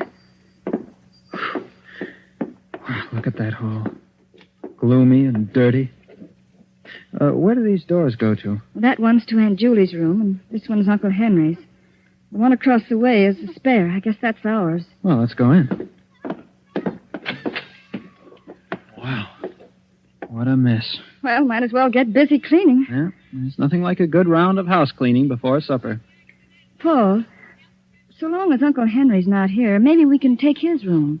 It's got an adjoining door to Aunt Julie's, and in case she needs us, we'll be near. Okay. It doesn't matter to me which room we clean. Let's go. Here. It's this one over here. Well, this is... Paul, look. It's all clean and neat. Well, I'll be darned. It's the only clean place in the whole house. I don't understand. Every room is inches in dirt, except this one. The outside is completely neglected. Except the rosebush. Uncle Henry's room and Uncle Henry's rosebush. I don't get it. Well, look, on the dresser there. Aunt Julie's picture, and a pipe and tobacco. Why, that's Uncle Henry's favorite pipe. Drawers full of shirts, socks, underwear. Carol, if your uncle went away, why did he leave this? I don't know. Strange, but... What's that paper, Paul? Why, it looks like... It is an insurance policy for $30,000 payable to your Aunt Julie in case Uncle Henry dies. Carol, What this are you is... two doing here? Aunt Julia. What are you doing here? Well, we thought What's that in your hand? An insurance... Give it to me. But I... And keep out of this room. Oh, we didn't mean any harm. I didn't know how to take this. Uncle Henry's pipe and all his clothes were still in his room. And yet, Uncle Henry was gone. I couldn't understand why Aunt Julie got so angry. I looked to Paul for an explanation. I could tell he had something on his mind, but I didn't dare ask him what it was, and he didn't say. After Aunt Julie's outburst, we went back to the spare room and cleaned it. Then we washed and started downstairs for supper. Watch your step, Carol. These aren't the strongest-looking stairs. It'll be all right. Paul, what do you make of Aunt Julie's behavior? Frankly, Carol, I'm worried. I'm frightened. May as well admit it. There's something strange here that frightens me to death. Well, I don't think there's anything to be frightened of. It's just that... Oh, there, that's the last step. This way to the kitchen. Right. Oh, as I was saying, I don't think there's... Look out, Carol! Wow, that was close. That vase just missed you. A vase? Yes, and it was a heavy one. The one at the top of the stairway. If it would have hit me. Yeah. Oh, Paul, I'm frightened. Look, coming down the stairs. What happened? The vase fell. Just missed Carol. Oh, don't worry about it. I didn't like the vase anyway. The vase? What about Carol? She almost got killed. Never mind, Paul. It was an accident. An accident? We were just going in for supper, Aunt Julie. Care to join us? Well, Oh, come on, Aunt Julie. It'll do you good. Oh, all right. Here. You two sit right down. I'll have something prepared in a minute. I'm not very hungry. Oh, nonsense, Aunt Julie. I'll fix something that'll make your mouth water. You know, when Carol and I get through cleaning this place up, it'll look just like new. Yeah? Sure. I think when Carol and I have a family, we'll take them to a farm. Really? Yes. You know, this place would be swell for children. Oh, what do you mean? What did I say? What's the matter? What's the matter with Aunt Julie? Where's she going? I don't know. I was just trying to make conversation. Just talked about children on a farm, that's all. Oh, Paul, I'm frightfully worried. Do you think we ought to call a doctor for her? I don't know. We have to do something. She certainly doesn't look too well. But maybe she isn't really sick. What do you mean? Well, maybe if your Uncle Henry did leave her, well, then maybe... You mean she still loves him? It's possible, but... Oh, but you don't really believe it. Oh, Carol, I don't know what to believe. I just know something's wrong. Uh-huh. I'm not hungry, Paul. Me either. Let's go for a walk. Maybe we can figure something out. The country's so peaceful and beautiful in the night. Yes, it is. I wish you could enjoy it. But I can. Oh, don't try to fool me. Your first vacation in years, and you run into this. Well, we have to help her. Of course. But how? Yes, we don't even know what's wrong. She not only won't tell, but we can't get near her long enough to talk to her. Suppose Uncle Henry really did leave her.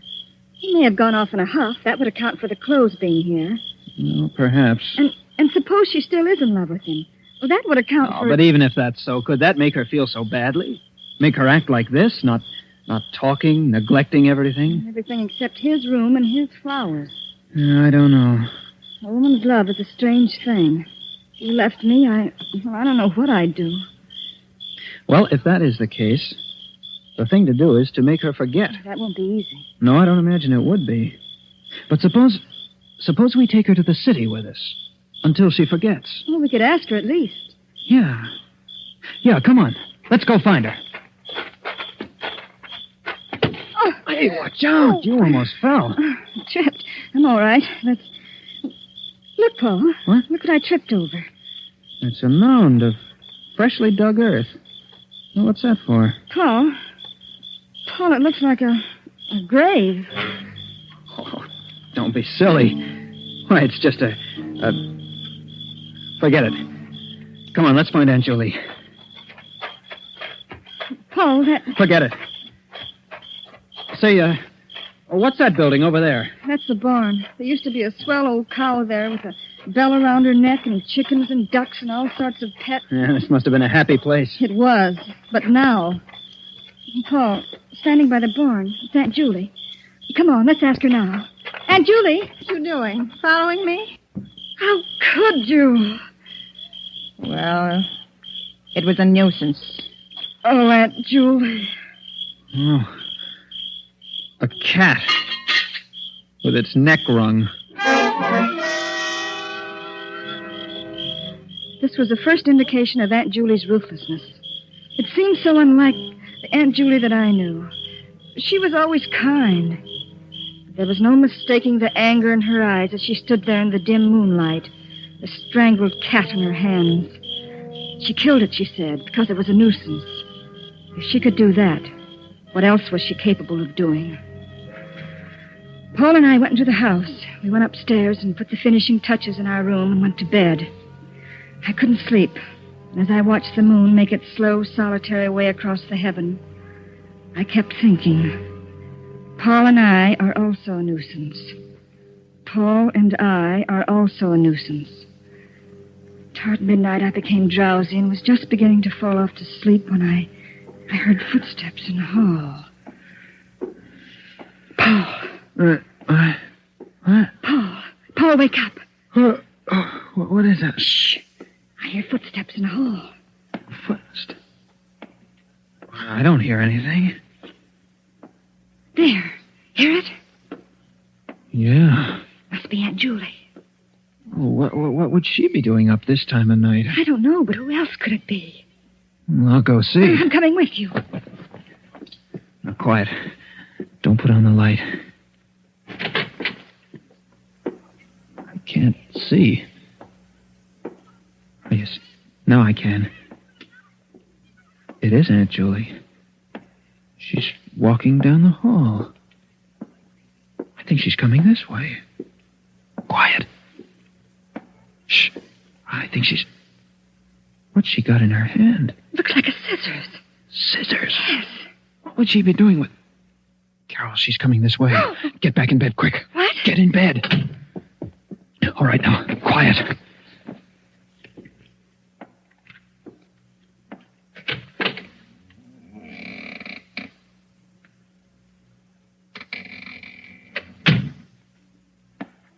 She went out. What? Yeah. She just looked in and left. Do you think she knew we were awake? I don't see how. Let's follow her. All right. Where's my other slipper? Ah, there. All right, come on. She's going downstairs. Come on, and be quiet. I think she's going outside. Let's go. Not so fast. Give her a chance to get out. There, she's out. Come on. Look, Paul. She's cutting a bunch of roses off the bush. She's taking them around to the back of the house. Come on. Here. Now get down behind this bush. Look, Paul. She's going over to that mound and placing the roses on it. Paul. Shh. But, Paul, it looks like a... Quiet, Carol. She's kneeling beside it. Now she's getting up and coming back. Get down.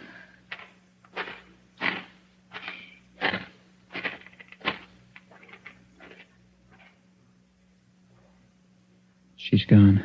Paul, do you know what that is? I got a pretty good idea.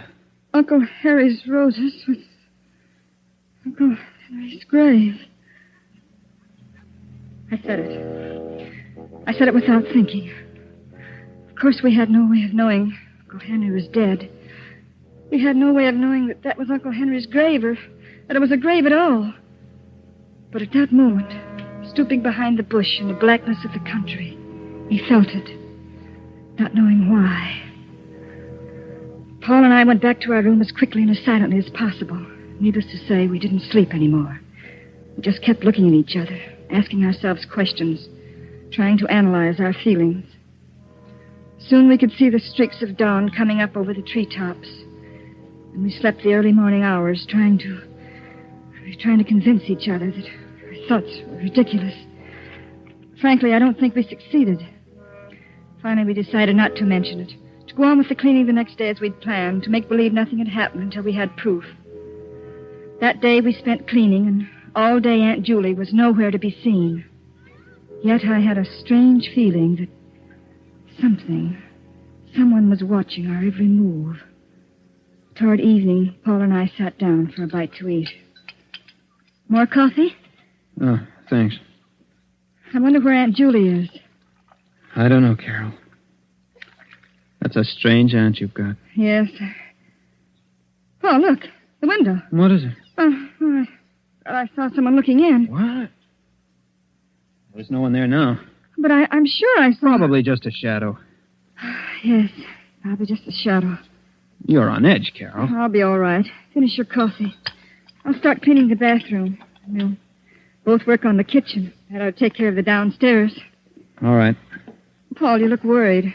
Well, you know, this whole crazy business. Let's not talk about it. But putting roses on a... I'm sorry, Carol. It's you I'm really worried about. If something should happen to you, I'll never forgive myself. Nothing will happen. I'll finish your coffee. I'll start cleaning the bathroom. Okay, Carol. I won't be long. Mm-hmm. Well, isn't too bad. There's the sink. Some hot water. There, that's it. A wash rag around the sink bowl.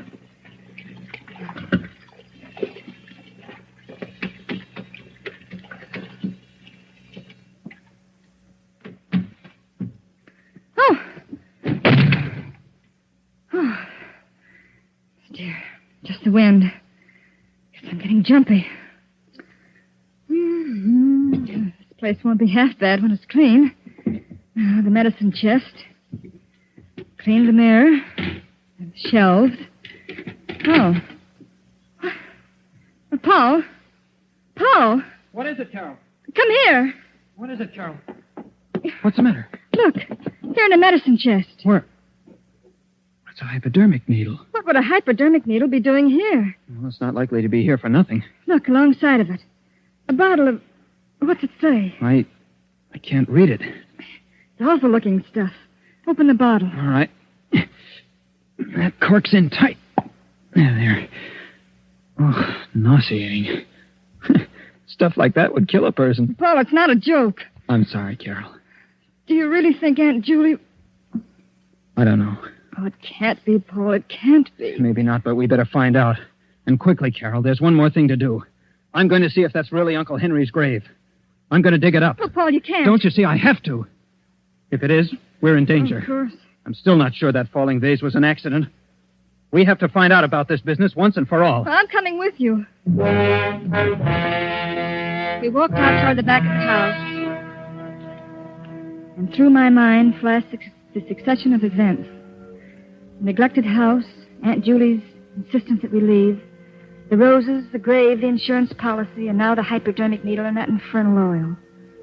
All the evidence pointed to but one conclusion. I couldn't believe it, and yet there it was, motive and method. And now we were going outside to dig up the last remaining evidence. Well, this is it, Carol. Sure you want to watch? I won't stay in this house alone. Look at the beautiful roses around it. Hurry up, Paul. Let's get it over with. Okay. Here goes. I never thought I'd turn into a gravedigger. This dirt isn't packed tight.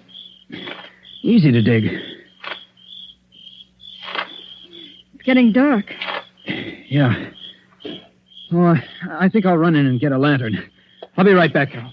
All right. Every one of those lengthening shadows looked like a ghost. It gets dark quickly in the country. I was afraid, but I knew Paul would be back in a minute. I picked up the shovel and began to dig. Oh, there. That's better. I'm not so nervous. I'm working. Is that you behind me, Paul? Bring the lantern closer. Gee, it's so dark. Paul, I... Uncle Henry! What are you doing? What are you doing? What are you doing to my grave? Put it back. Put it back. Oh, my flowers, my beautiful flowers, my lovely roses. You've hurt them. You've hurt my roses, and I won't let you. I won't. Keep away. Keep away, Uncle I won't Henry. let you hurt my roses. My sweet, delicate roses. Take your hands away. Take them. You broke them. You killed them. Stop it. Stop it, I'm Henry. going to kill her Stop just it. as she did my roses. Stop it. Take your hands away. Kill her. Henry. Kill her. Henry. Oh, forgive me, Henry. I didn't mean. Are you all right, Carol? Yes. Oh, Yes, I think so. what happened? What? Oh. Uncle Henry? Aunt Julie saved my life, Paul. But we thought she... Oh, can you ever forgive us, Aunt Julie? You didn't know. Then You he didn't wasn't know. Dead at all? No. No, he wasn't. Oh, I don't understand. He was living in his room all the time, Carol. I was taking care of him. When you two insisted on staying here, I kept him out of sight. Oh, I didn't want to kill him, and I had to. He would have killed Carol. Aunt Julie. Oh, if you only had left when I asked you to. But perhaps it's better this way. He never got that violent before. I could always take care of him. The hypodermic needle and the sedative calmed him when he got a little wild, but then when I saw him strangle the cat, I knew he was getting completely out of hand. Yes, it's better this way. He's better off dead. Poor Uncle Henry. The grave and the roses were a whim of his. A whim. And look, he fell right in his own grave.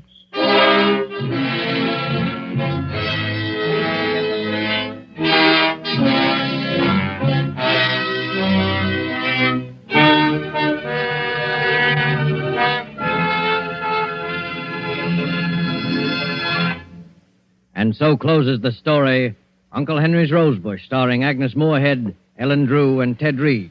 Tonight's tale of Suspense. This is your narrator, the Man in Black. The producer of these broadcasts is William Spear, with Ted Bliss, the director, Bernard Herman, and Lucien Mahowick, conductor and composer, and Larry Roman, the author, collaborated on tonight's Suspense.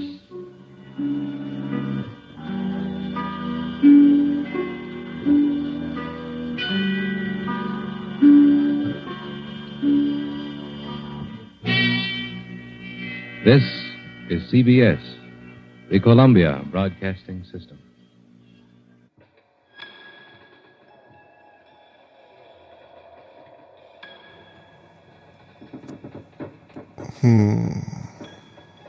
Mystery. It's a phrase we use often. For fun, for a little thrill, a little excitement, but mystery is not always our friend. Much as we've discussed the dichotomy and complexity of so much, some things are simply unknown to us entirely, at least for a while. So I suppose it's time you learn about the Horla.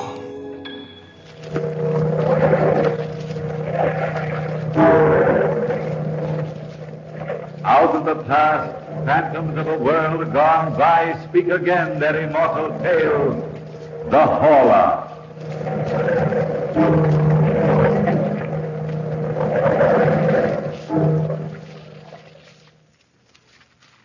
It was a dark house, dreary, too. Shadows crept down the walls like loathsome vermin. The house was old and filled with memories of better days, like the man who lived there. He was old and gnarled and alone. He'd passed the lonely hours by sitting on the porch of his home, watching the boats sail up and down the river. He was happy living alone in that old house, until one day a tall, three-rigged Brazilian schooner floated past his shores, casting a shadow on the banks of the river. A shadow over the old house. A shadow over the old man. A living shadow which crept into his mind. He wrote a letter to his young cousin, Madame Renée Sable, who was living in Paris, begging her to visit him. She read the letter over several times, then took it to a friend of hers, a doctor, Dr. Parent, to ask his advice. She was young and in Paris, and she didn't believe in the old man. I had to come to you, Dr. Parent, because this letter worries me so. You've known my cousin, Gabriel Bouvet, for a long time, and he's not the sort of man given to hallucinations. He seems to be a very sound old man.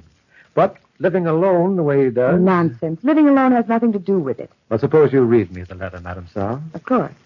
It all seems like so much poppycock. Listen. Be honored by a visit from you at your earliest convenience. Isn't that like him? Yes, very much. You'll find me a changed man, my dear. Changed because he has come. You don't know what I'm talking about, and so I must explain.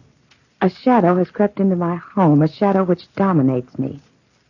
You see what I mean, Doctor? Well, read on, Renee. Right. He is a creature from a land of shadows, but I tell you he does live. He lives here with me, and I'm afraid of him. Oh, Renee, he will dominate all of mankind, just as mankind has dominated the animal kingdom.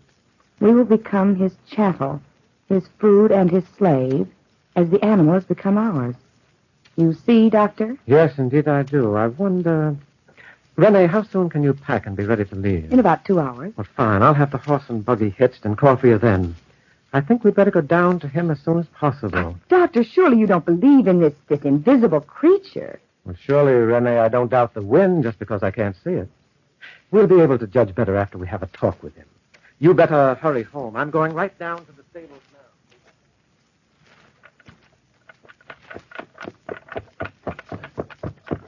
It's been a long trip, Doctor. I hope we don't frighten my cousin by coming at this hour. That's his house right over there, isn't it? Yes, right at the end of the road. Huh. Gloomy-looking old place. Very gloomy. It's so dark and so very old. Tell me, how long has Bouvet's wife been dead? For about 6 years now. Did you notice any perceptible change in him after she died? Nothing exceptional, except he became quieter and drew into himself more, if that's possible. Well, here we are. Yeah. Oh, there, boy. Oh.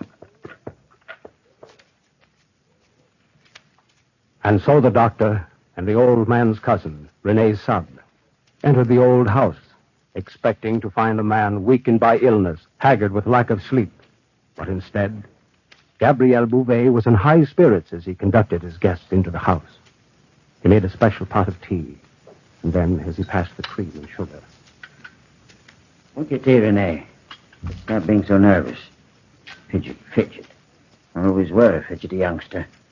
Makes me nervous. You were talking about the Brazilian boat, Monsieur Bouvet. What has the boat to do with this unknown shadow? You don't know, then? Frankly, no. Well, here. Look at this book. Well? Study of the Scientific World. Open it. My eyes aren't as good as they used to be, or I'd read it to you myself. Page 72. What has this to do with the shadow which you see? Allow your friend the doctor to read the second paragraph. Well, listen to this, Renee. Sao Paulo, Brazil. A contagious madness has spread throughout Sao Paulo. The victims claim they are being possessed by creatures of darkness who feed only on milk and water. Medical savants have been rushed to their aid. But that's in Brazil, cousin. I know. But the Brazilian boat sailed by my door. It's possible for this, whatever it is, to have escaped from the boat. Well, anything's possible, but this does seem a little improbable. But possession, that's talking of demons. This is a modern world. No one man can possess the power of ordering another's will. How little you know, cousin. Well, perhaps I am a fool of a girl, but anybody... No, not anybody, Renee. Not me, for instance. I believe in hypnotics. That's possession of a kind. Dr. Mesmer's nonsense. I don't believe in mesmerism. Well, I can prove it to you simply enough. How? If you're willing, we'll try a little experiment. You hypnotize? If you'll be a subject. Why, of course I will. That sounds like fun. Can I help in any way, Doctor? Yes, just blow out the candle. All but one. Certainly. I'll leave the corner candle on. All right now, Renee, if you'll close your eyes. My eyes are closed. And try to sleep. Sleep. Candles are out. All but one. Now, sleep, my dear. Try to sleep. Doctor. Listen. Listen to that. What? What, monsieur? It's in the room.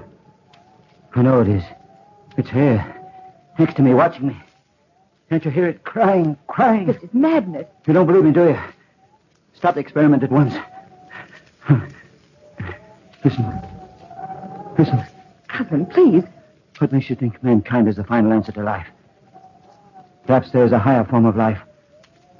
Form of life which can possess us and then destroy us. Isn't that possible, Doctor? Well, yes, anything is possible. Then take my word for it. Humanity is lost unless we destroy it. Look. I always carry a knife with me, waiting for the time I can destroy him. Listen. It's come for me. Come for possession of me. It's come. It's the Horla. The Horla. And it's come.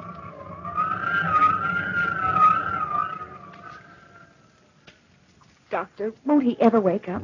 He's been unconscious for over an hour. Well, it's best to let him sleep right now, my dear. This is an exhausting emotional strain for a man of his years. But what can we do? As soon as his heartbeat is normal, I'll take him back to the Paris hospital. You'll have to stay here for a few days and close the house. Just pack his belongings and bring them on to Paris as soon as you can. Anything you say, Dr. Perron. Well, come, Renee. We must let him sleep. I'll prepare the coach for the return journey. And so they left him, lying on the old bed in his room. The shadows on the walls cast purple shadows on his gnarled hands, and the hands clutched the air and thrashed the sheets as if the old man were fighting. Fighting a being, fighting a presence, fighting for possession of his own will. The old man's face was a mask of horror. And then the wind, that strange, unholy wind, started to sneak in the room. It oozed through the door, the keyhole, and the window. It slid to the bedside.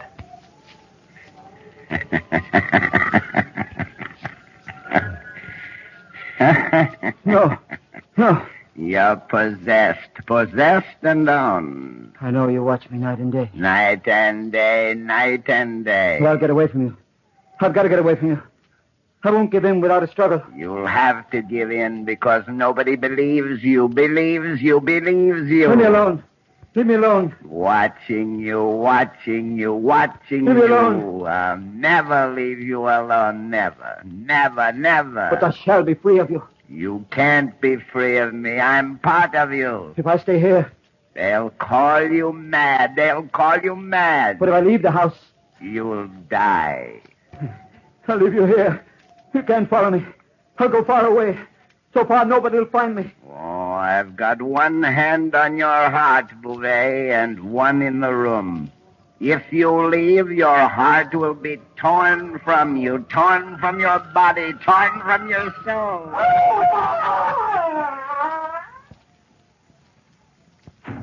Monsieur Bouvet, is anything the matter? I heard him scream, too. Doctor, look at him. Oh. His face is dead white. Yes, Renee, you're quite right. I'll have to risk moving him now. I don't think we ought to leave him in this house any longer. But how can you travel alone with him? Well, I'll manage somehow. I'll carry him to the buggy.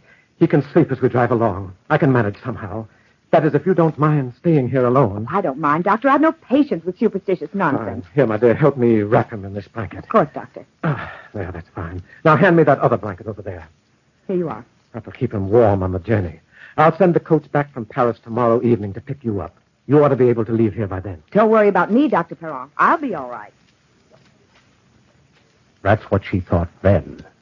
But even as the doctor carried the old man out of the house to the carriage, a premonition of fear, a foreboding, reached out from the gathering shadows in the walls and left her trembling and weak. The doctor placed the old man in the carriage, and then that journey and the return to Paris started. They had traveled for about an hour. Bouvet awakened, sobbing out. You've taken me away. Away from my house, you fool. Bouvet, you must not excite yourself. Put his hands on my heart. He's pulling on it. Doctor, take me back before I die. Nonsense, Bouvet. You must get away from that place. Take me back. Take me back, Doctor. You don't understand. Bouvet, sit down. You think I'm mad, don't you? But the Hall exists. They exist, and I'll die if I don't return. Will you try to rest, monsieur? We're doing everything we can for Turn you. this carriage around, Doctor. and return to the house. Bouvet, put those reins Did you down. hear me? Let go of the reins, you fool, before you take us off the road. Turn the carriage around. I shall plunge this knife into you. Bouvet, put that knife down. Put that down. That will teach you to interfere with a Horla, Doctor. That will teach you. Now, get out of this carriage, Doctor. Bouvet. Before I plunge the dagger into your heart. Bouvet, you can't leave me here like this. I must leave you here. I must return to the house at once to destroy him. But he doesn't exist except in your own mind, Bouvet. He exists, and I'm going to him. Bouvet. Doctor. Dead. I'm coming, Master. Yeah, I'm coming, Master. I'm coming to destroy you, just as I destroyed him.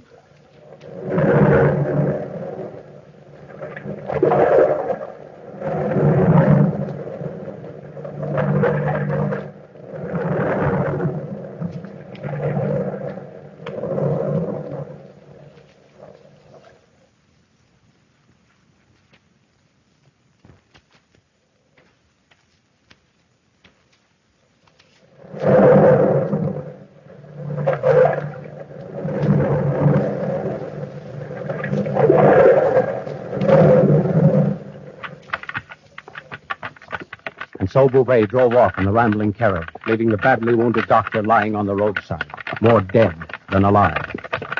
Bouvet drove furiously through the night to a little shack about a half-mile from his home. There was a sign on the shack, a sign reading, Litau's expert lockmakers and ironworkers. Bouvet pulled the carriage up in front of the door. He walked to the entrance of the shack. Monsieur Litau! Monsieur Litau!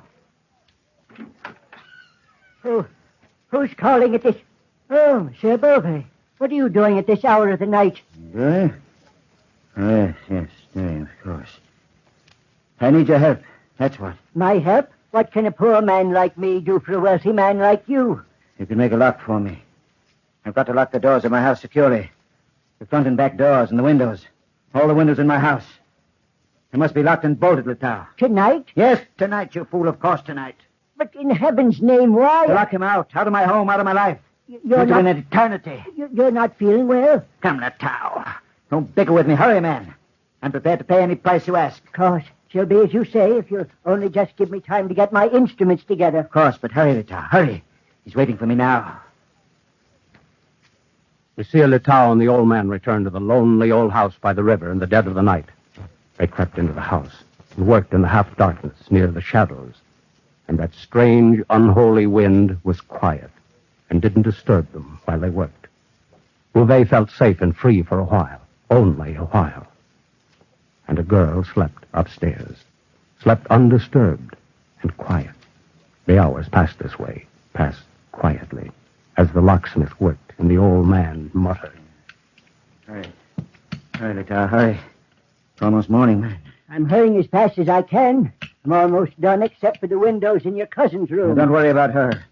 I'll wake her up when the time comes. Finish that lock, man. Just 2 more nails will hold it in place. Good. 2 more nails. There you are.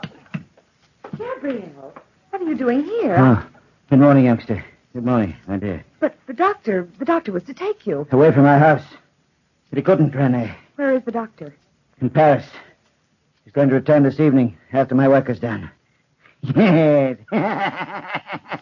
Yes. A job in life. Kill the Horla. The doctor let you return alone? He had to let me. Because I wasn't alone. Who is this? I'm Monsieur Litau, mademoiselle, the most famous lockmaker in the world. I don't understand all this. Naturally, my dear. Come along, Litau. Let's finish your work. Only 2 more locks to fix tonight. And I'll be able to lock him in and kill him. Hell, what are you staring at me for? Go ahead to my cousin's room and start to work. Of course, I'll start right away. Gabriel,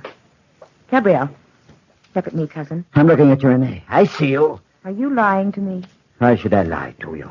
What did you do to the doctor? Nothing, Renee. With that knife in your belt. What about that knife in your belt? I always carry a knife to protect me against the Horla. There's blood on that knife, Gabriel. What did you do? Be quiet. Cousin, am I all go? I can't let you go. What are you going to do to me? I have to bind you up. Tie you to a chair until I've killed him. Don't you understand? Yes, I'm old, but I'm strong, cousin. Stronger than you. Oh, no, don't struggle against me. Are you in trouble? I thought I heard you. You heard nothing. Nothing, monsieur. Go back to work. All right, I'm almost done. Now, come along, cousin. I'll have to tie you in the kitchen where you'll be out of harm's way until he's dead.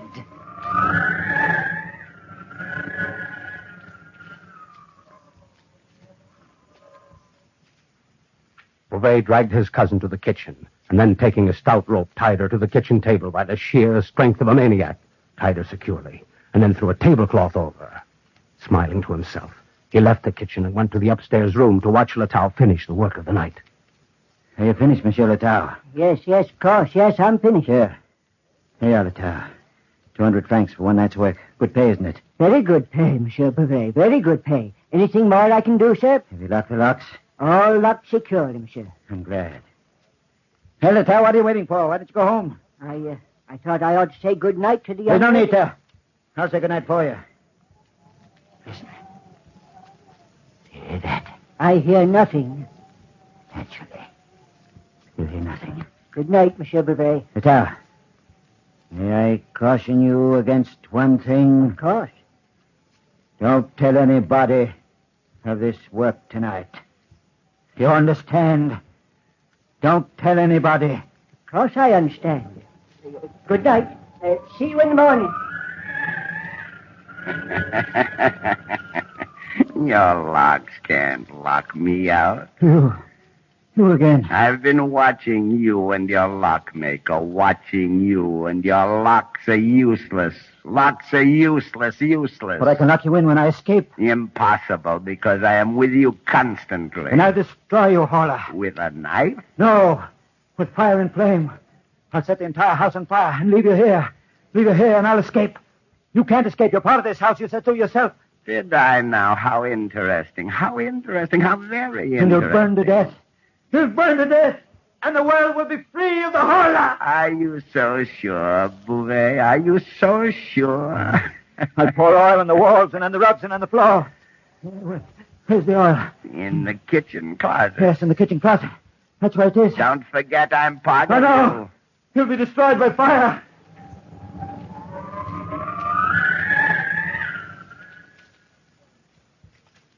And while the frantic, distraught old man poured oil on the rugs and on the walls, Letao walked slowly home, worrying about his old friend Beauvais, worrying about the strangest actions he'd ever seen, worrying and trying to fit together the odd pieces of the puzzle in his mind.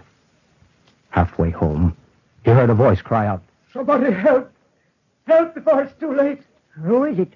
Oh, but it's the doctor. In heaven's name, what has happened to you? Help me. Oh, you're badly wounded. Here, allow me to help you stand on your feet. There now. Oh, I'm so weak. What happened? The madman Beauvais. I was trying to take him to a hospital, and he stabbed me. Madman? I thought so. I just finished making 24 sets of locks for him in his house. Letao, is Madame Saab still there? Yes. I thought I heard her cry out, but I wasn't sure. Well, we must get help to her immediately. That madman will do anything. Anything. Here, let me carry you, monsieur. There, put your arm over my shoulder if you can. We'll get help as soon as possible. Hurry. Hurry, Letao. Hurry, man.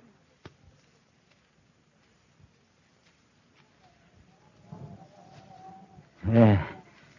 Now I've poured oil over the entire house. Yes. The entire house. The curtains, the ceiling. Even the beds and walls and the chairs. Now for a match. Yes, one match.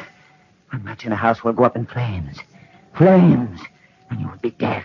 Will I be dead? Will I? I need a match. I need a match. Must be a match in the kitchen. And the house will all be flames.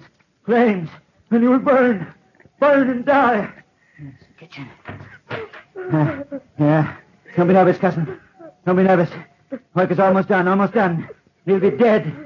The hall will be dead. Dead, yes. Yes, here's the match. I must start my flames on the top floor. The top floor? Don't follow me. I don't want you following me. I like to watch you. Up those stairs. Yes. Up the steps to the landing. Will you enjoy watching your own funeral pyre? Fire and flames. Fire and flames. I'm almost to the top now. And then I'll strike my match.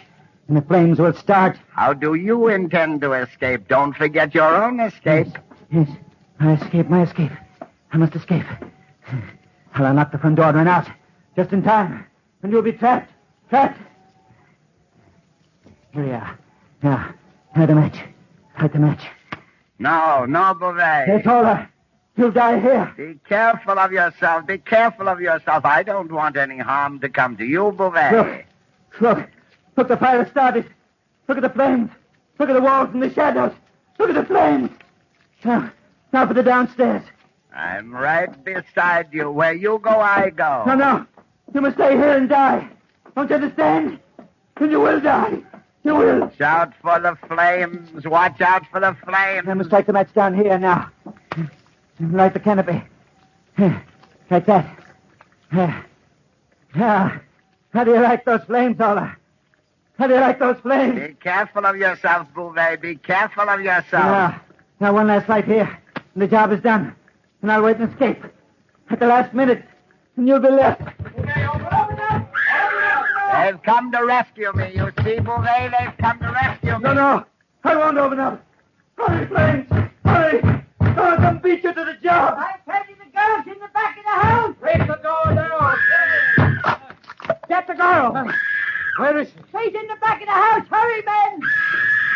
You're all fools. You're allowing the Horla to live. You're allowing the Horla to escape. Watch out, Beauvais. I've got the girl. Fools. He would have died in here. And I would have been free. I'll never leave you, old friend. And I would have been free. Never fear me. Don't you see him? He's standing next to me. Always next to you. Always next to He you. should die in the flames. Only if you die in the flames. Watch out, the house of trouble. Everybody, watch out. If I die in the flames. Yes, of course. I must die in the flames. Yes, I must die in the flames. And then the Horla will be dead.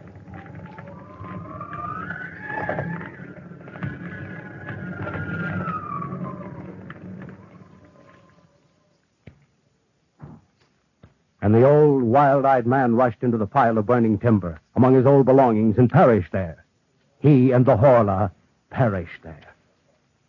All that remained of the man and the Horla were scorched bones and two odd, misshapen skulls. Two odd, misshapen skulls. Remember that. For there were two skulls, not one.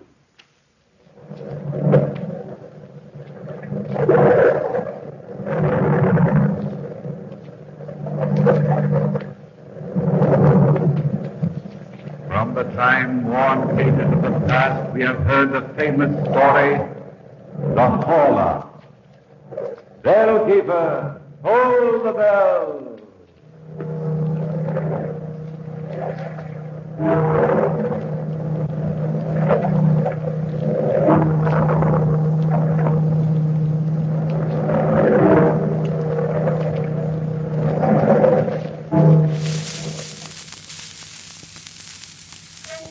My dear, the evening has faded away, giving way to the sun that will rise so soon, leveling its